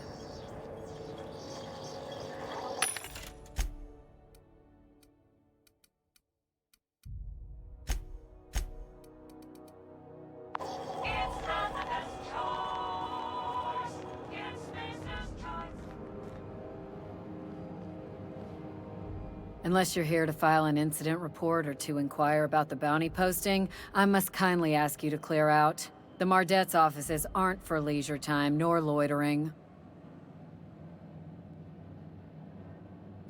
Got a hot one for you. Captain Gunnar McRed. Just 26 hours old. The posting, that is, not the criminal. Allegations include several counts of flying under the influence, carrying open alcoholic containers, failure to pay docking fees, resisting arrest, and assaulting not one but 2 officers. Swerving in the air was more like it. Then he crashed hard into the dock and tumbled out of his ship and fled on foot. Spilled Rizzo's Violet Spectrum vodka all over Officer Hartley. An affront of its own, considering none of us are approved for anything higher than green spectrum. Last tip we got pointed toward the back bays. You want the reward? Do the legwork. You and about 6 other enterprising mavericks. It's only a matter of time before someone brings me McRed's head, or his lucky lighter, as proof of kill. I do hope you're the lucky hunter, though. Good luck and skip speed to you. The outlaw scientist fella, right. The board's had it out for him for ages. If you have an inkling of the wheres or what fors of his location, Udon Bedford would surely like to hear it.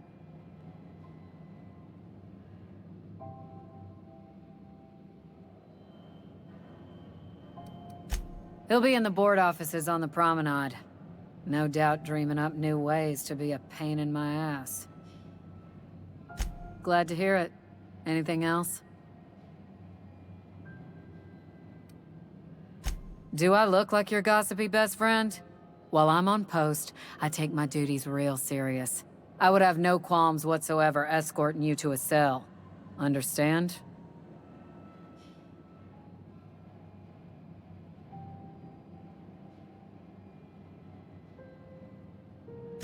Then get to business or get moving.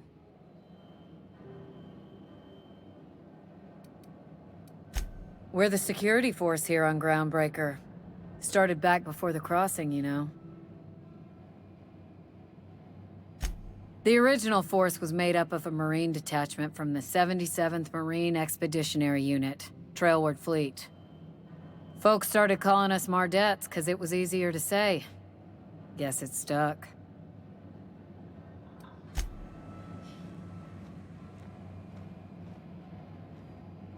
Hi there. Haven't seen you around before.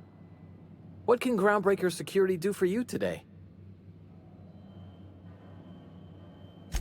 This is the security desk, sir. If you're here to report a crime, you'll want to talk to Commandant Sanita. I'm not authorized to take incident reports anymore.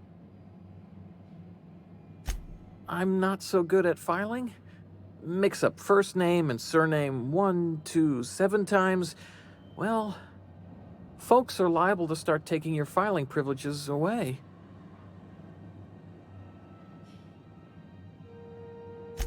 We can't just let anyone walk in here. I wouldn't be, well, it's not... we just don't. Maybe if you clear an open bounty and get in good with Commandant Sanita, or help Chief Tennyson fix this heat, that might warrant a thank you tour or something.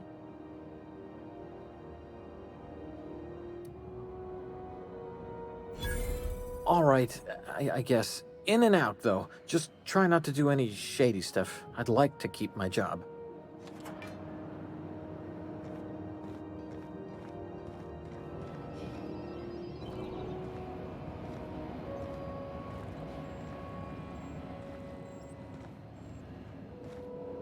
Move along.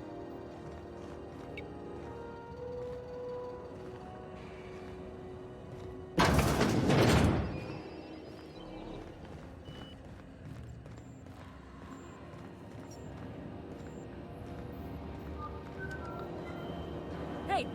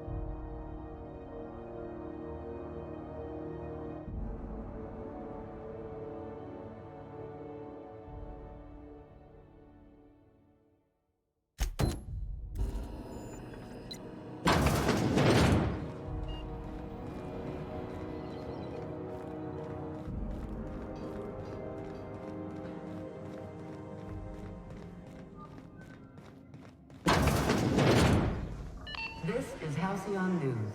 We interrupt your regularly scheduled advertisement for the following story. Remember Auntie Cleo? Because she remembers you.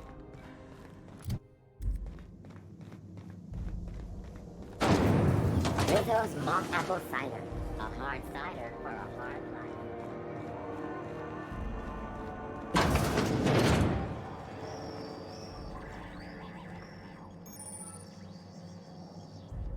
How do you do? And welcome to the Rest and Go. We used to be the Go and Rest, but folks never knew when to leave. Sorry. Business has been slow. Anything to occupy the time.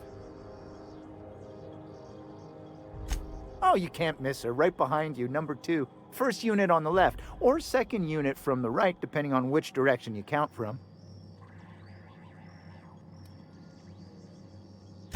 Fine, as long as the board keeps its grubby mitts to itself. Chief Tennyson holds the ship together, the Promenade holds our economy together, and Sublight is the shoddy jewel in our rusty old crown.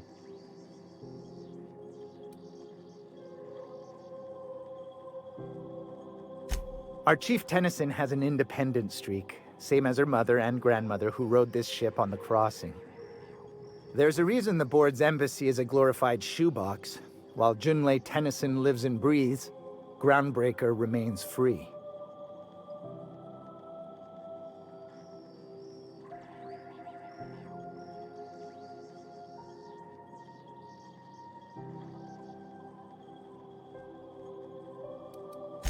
Our local garbage collectors.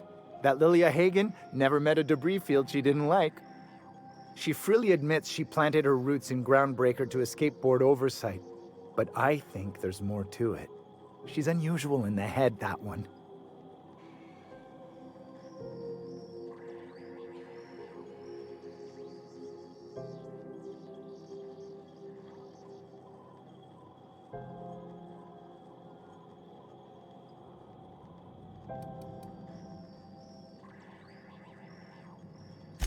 Of course, most of our supplies come and go through merchants. Company ships and salvage runs are the only traffic we tend to get. I try and steer clear of that creepy fellow in the moon mask. If there's a cost to being a company man, he paid it in spades.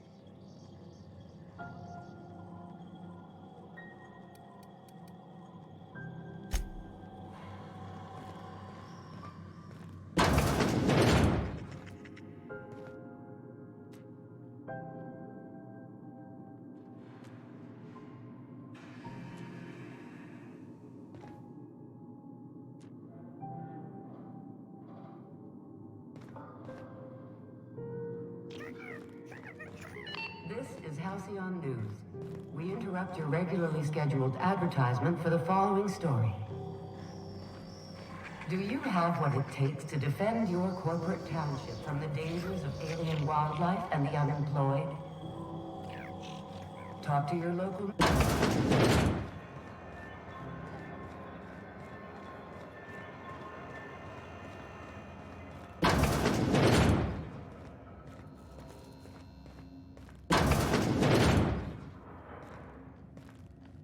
Can't say I've seen you before.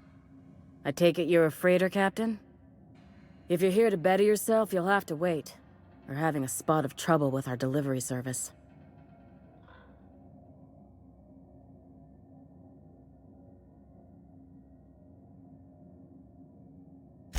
Did he now? The mouth on that man. I swear his late mother'd be ashamed. He must be referring to Irion. I'm sure the fool's gotten himself into another scrape. I'm beginning to wonder if I'm ever gonna get my service mechanicals at this rate.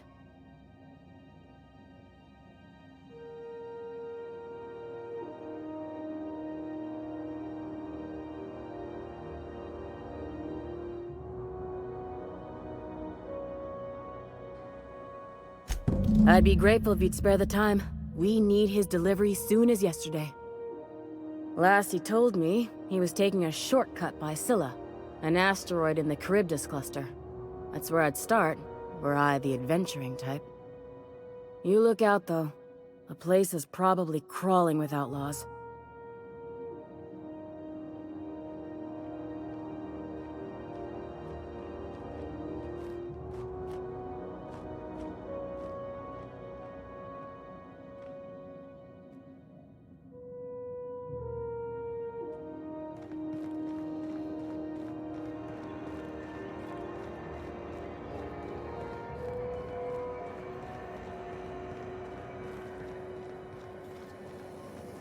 Rizzo Spectrum Vodka. After delivery.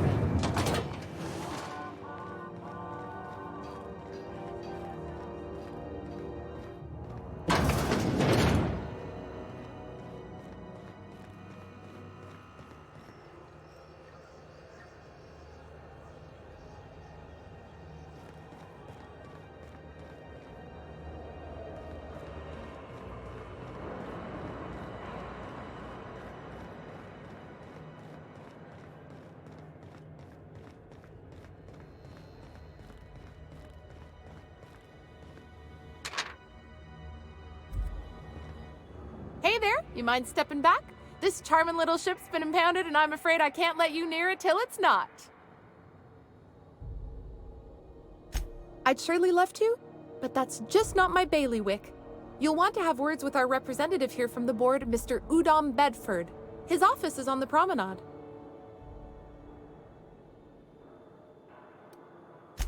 I ain't felt so much as a tepid breeze in weeks. I hope Miss Chief Tennyson gets that fixed soon. Well, it doesn't smell as bad here as Edgewater's graveyard in high summer, so guess I can't complain. Whew. I'm starting to feel like a sisty roast in all this armor. Have yourself a pleasant day.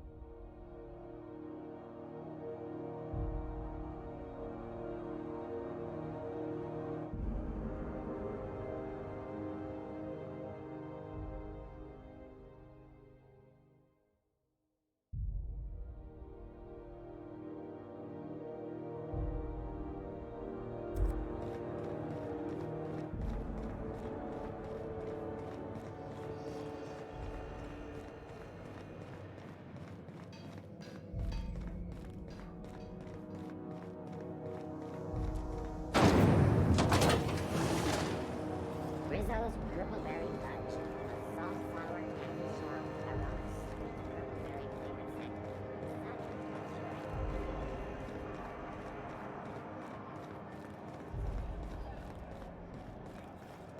Go back to Byzantium, you gold-plated bastards.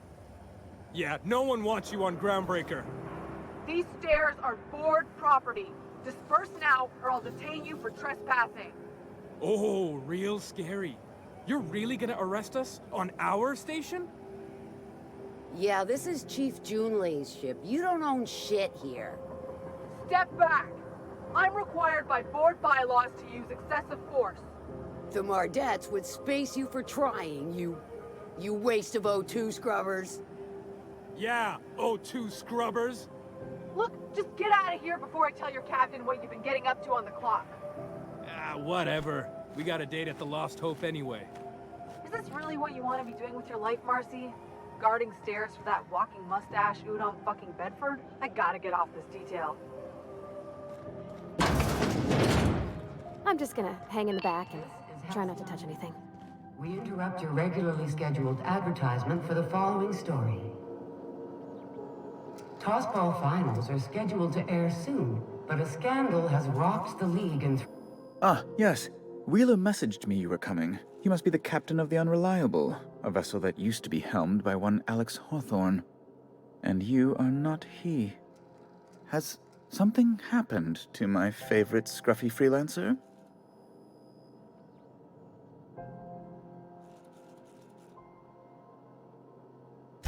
Oh no, this is terrible. My dear friend, what devilry is this? In whose miserable fever dream am I trapped?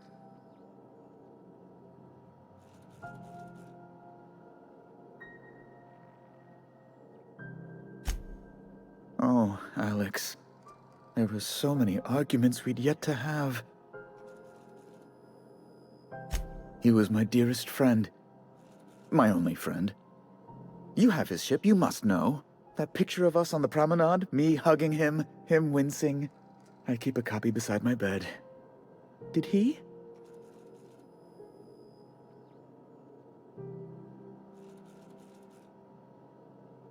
Ah, that's just like him. Such a sentimental man. Tell me, how did he die?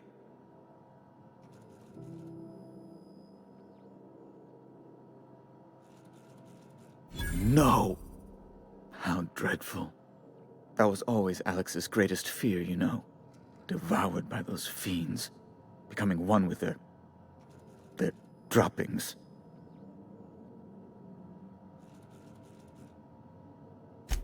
Right.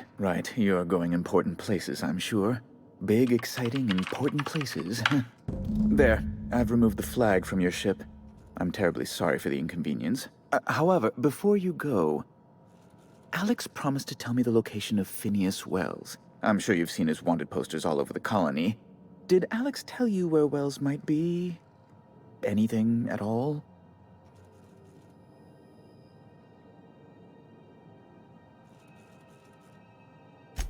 You haven't read the posters?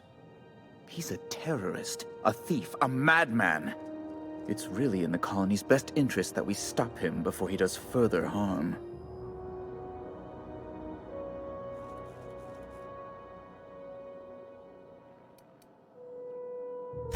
That's...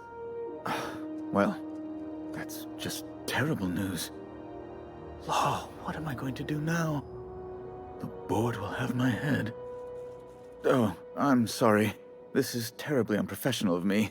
Is there anything else I might help you with? It's personal business, I'm afraid. Miserably, terribly personal. Information on the whereabouts of Phineas Wells would go a long way. It's my white whale, I suppose.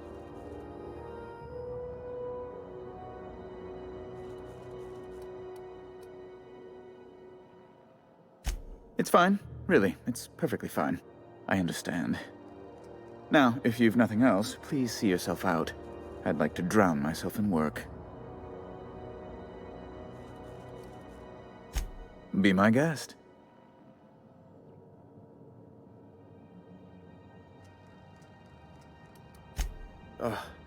Law, but it's miserable. My underarms are damp. How can I be expected to work in these conditions? Chief Tennyson is supposedly looking into the cause, but I've seen no action from her. Deplorable conduct. My superiors will be hearing about it. You can be certain of that. She's doing everything she can. It's your people's fault it's not fixed, not Junlei's. My, aren't you, excitable.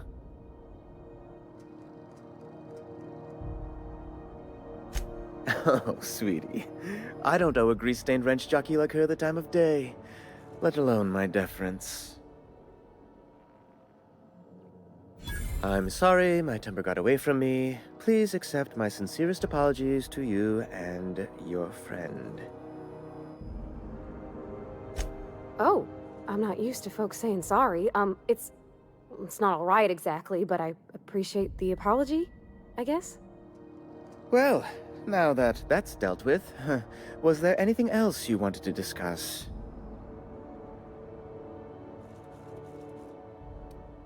Oh, good law! Who'd want to go to that toxic hell pit?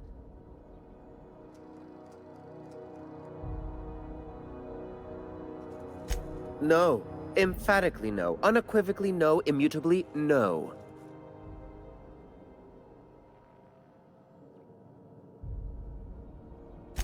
Best to be clear, I believe.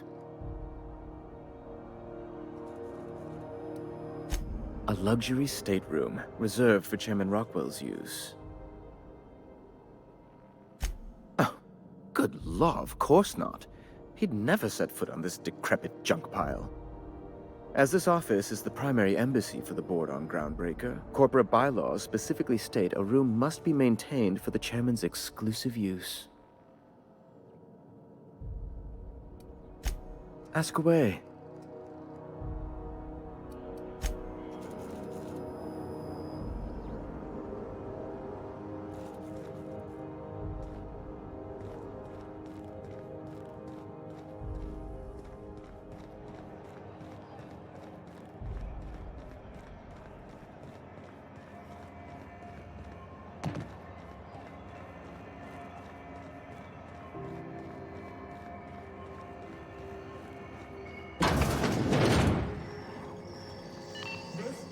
Halcyon News. We interrupt your regularly scheduled for the following story. Spacer's Choice is enjoying an unexpected windfall.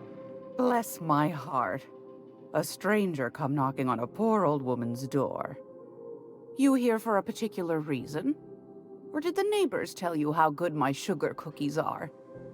Made without a single natural ingredient, or an oven. Just like store-bought.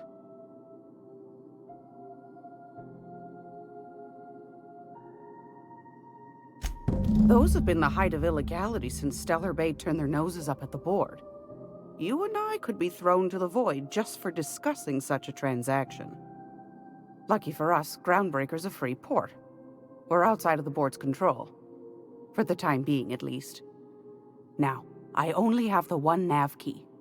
And they're hard to come by these days. It won't be cheap. If you find yourself lacking in the bits, I might have an opportunity you'd be interested in.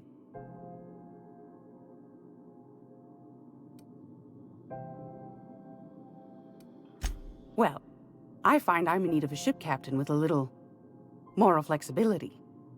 Might be this could help out the Groundbreaker, as well as earn some bits. But if you've got qualms...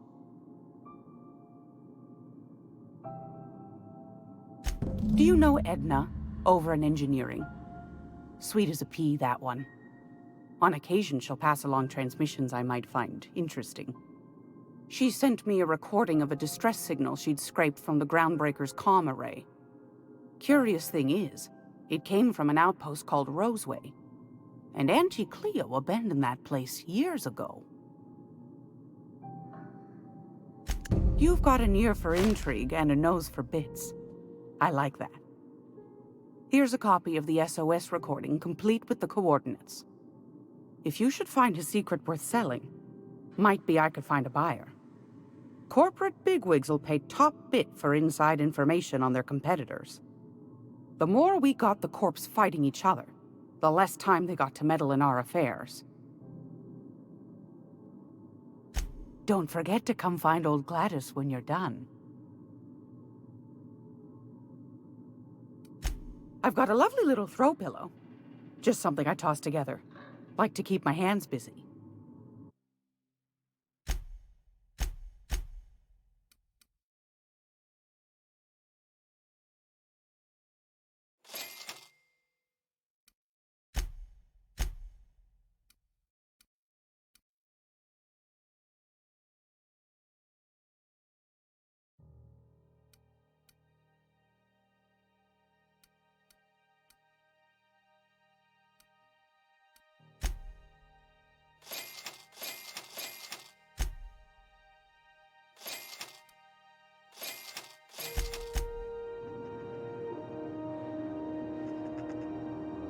Gracious.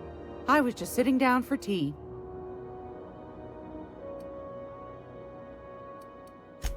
What do you want, then?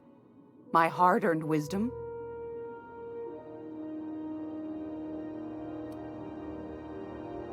Groundbreaker's radiators. Been neither fine nor dandy for weeks now. Miss Junley's supposed to be getting them fixed, but the board's determined to get in her way. The board can't abide a community that won't bend to its will. They've always got one scheme or another running, looking for ways to bring us to heel. Like this heat business. Shameful. But it won't work. No, sir. Groundbreaker's free till the day she dies, law willing.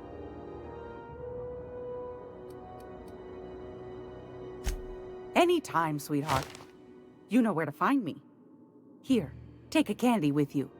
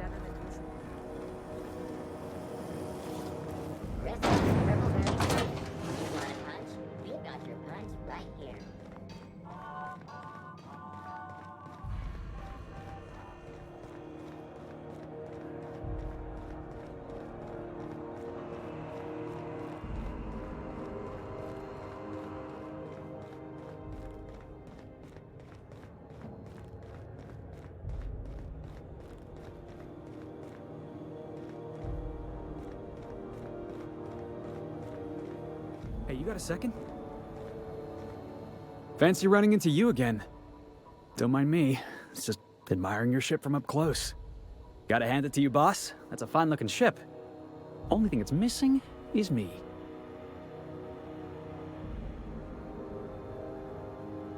Yes, I absolutely am. Just give me a shot. That's all I'm asking. I could be the best damn crew you ever hired.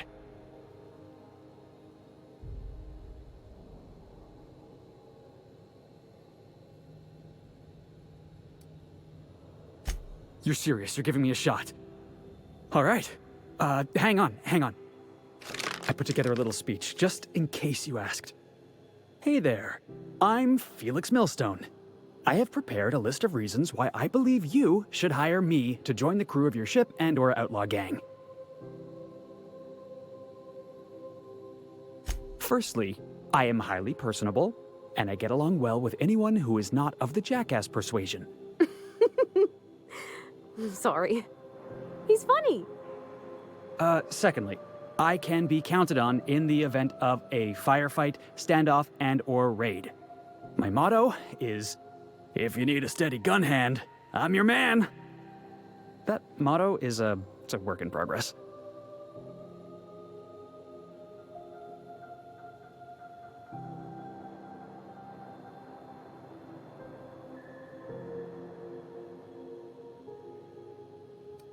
Additionally, I have several years of experience as a box hauler. This skill may come in handy if you need a body dragged away or a door held open while escaping enemy fire. In conclusion, thank you for considering me for your ship crew and/or outlaw gang. I look forward to our adventures together. I thought that was real good, Felix. Thanks for the vote of confidence. What do you think? Am I in?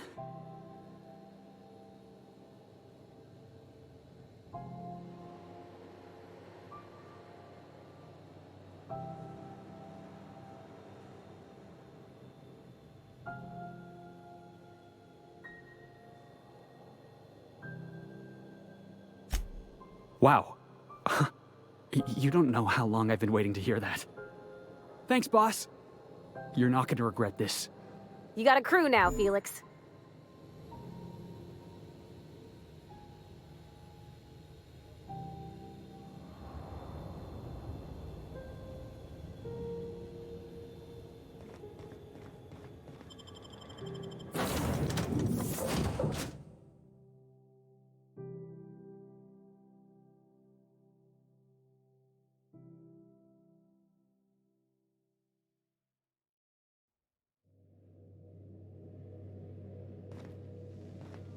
Hail, Captain. Your return time is within 14% of the expected value.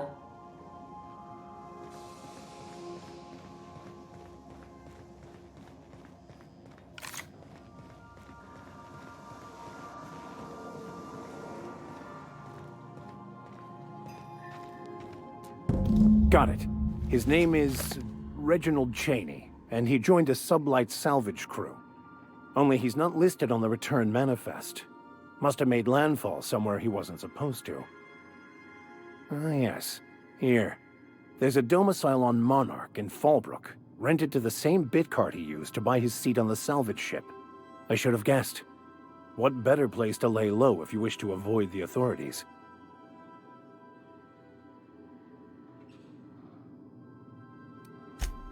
Oh, it's nothing. I suppose I really didn't have much faith in actually finding them. Was a bit of a long shot, wasn't it?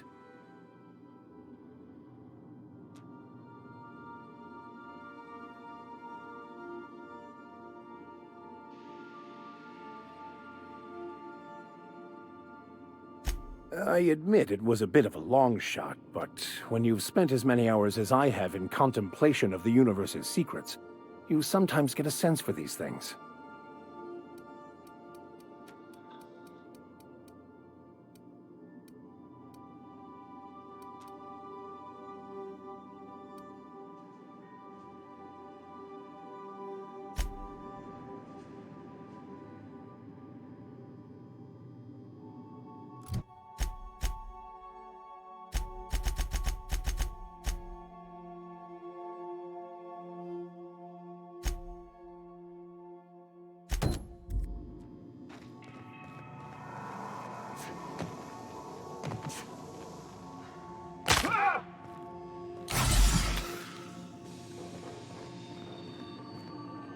Welcome back, Captain. How can I be of assistance?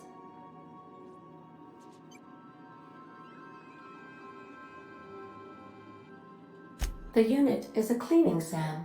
Hawthorne brought it on board some cycles ago, I'm sure with the intent to modify it, but I've never seen it up and running. Alex likely recorded progress notes detailing his efforts to modify SAM. If you check the terminal in your captain's quarters, we may be able to determine what work remains in order for SAM to properly operate.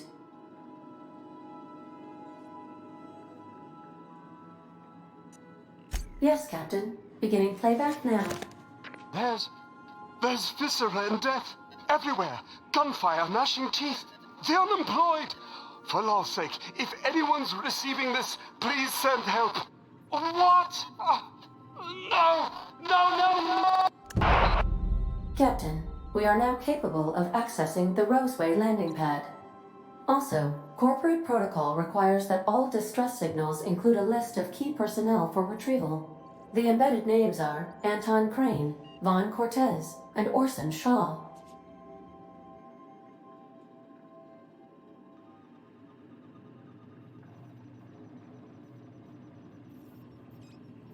Certainly, Captain. What would you like to hear?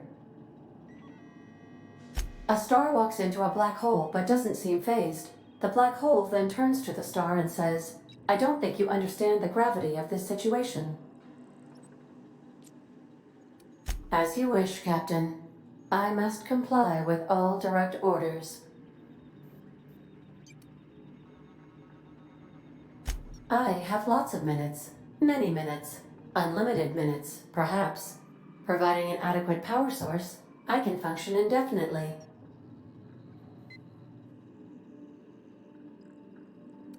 I require a captain to pilot the ship. Without an identified captain or crew, I serve no purpose. As you may be aware, Captain Alex Hawthorne was a smuggler of some repute. I failed to predict the likely outcome of his reckless behavioral patterns. I should have predicted that. In our travels together, Alex liked to pass time by, as he called it, tinkering to improve my design. If you mean, was Captain Hawthorne my first? Yes, he was. How can I be of assistance? Take care. I require a functioning captain to run the ship.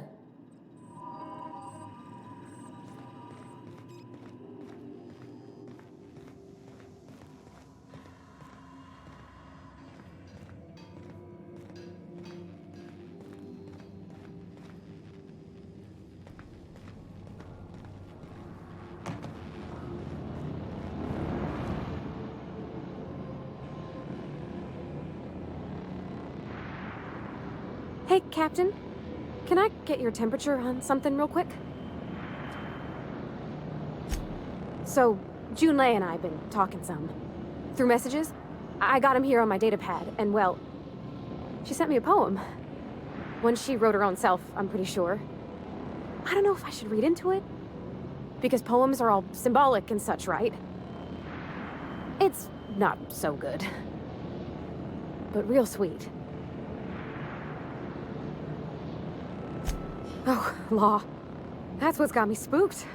I don't rightly know. It's about this engine that's been shaking itself apart. Then this lady mechanic comes by and lays one hand on it. And the trouble goes away. It sings. I don't want to get too hopeful, but I'm wondering if maybe she's the engine and I'm the lady? It's a real romantic poem. It made my chest hurt, kinda.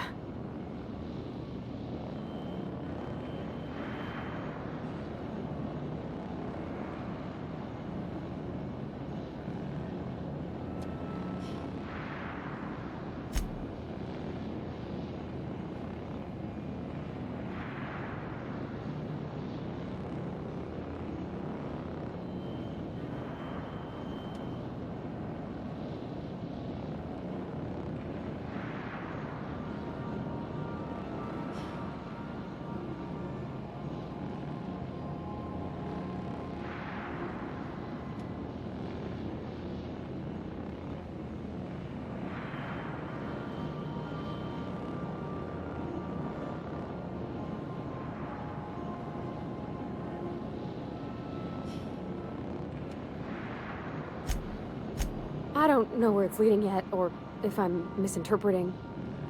I'm not much interested in physical stuff. Never have been. Leastway's not like other folks seem to be. It's not that I can't, I just don't care for it. It's been a problem in the past.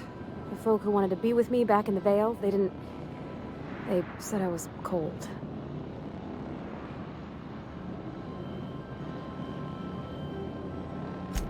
Thanks, Captain. That makes me feel a touch better. I actually had another message from Junlei. I just couldn't work up the courage to open it. But I'm gonna change that. Right now. Okay, here we go.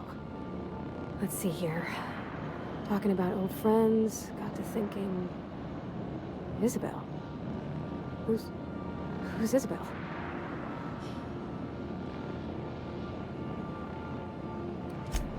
They were close, Captain. Like, more than friends close. I don't know. Junlei talked about them like it was past, but how far in the past? 10 years? Last week? Captain, I'm feeling all mixed up right now. Could we maybe head to the Groundbreaker? Get some drinks at that bar there? Lost Hope? Come on, Captain. This is no time to be fooling on me. I'm full serious. Next time we're on the Groundbreaker, I aim to get a drink. If I got to, I'll do it on my lonesome. But I'd feel better if someone I trusted was there. I could probably spend years fixing this boat, stem to stern.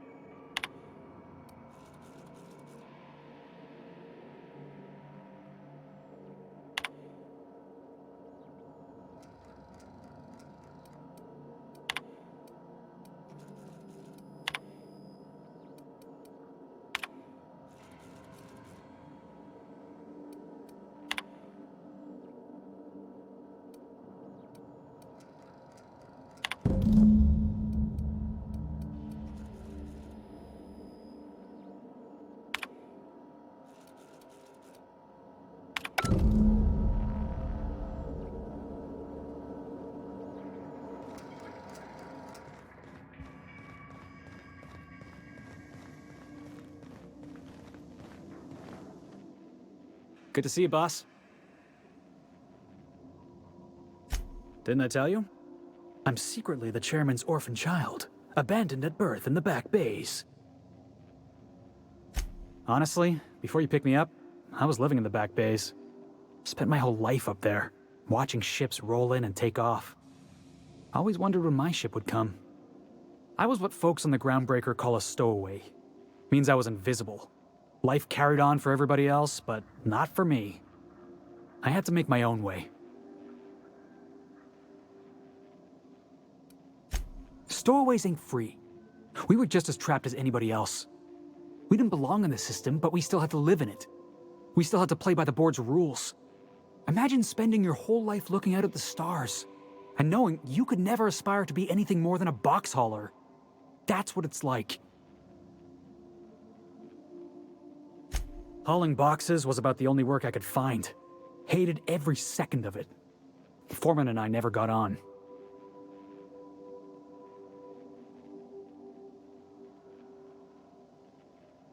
Could be I was overreacting. A better man might have turned the other cheek. Exercised a little bit of that, what's the word? Restraint? But on the other hand, broadsiding the jackass with a tossball stick, that felt good. That felt real good. You ought to try it.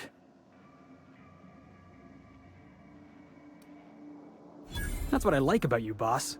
You got a mean swing. I caught a real lucky break. If you hadn't picked me up, I'd still be back at the docks, waiting for the day my ship arrives. Yeah, I guess my ship did arrive in the end. I've got you to thank for that. Thanks for listening, boss. Let's get going.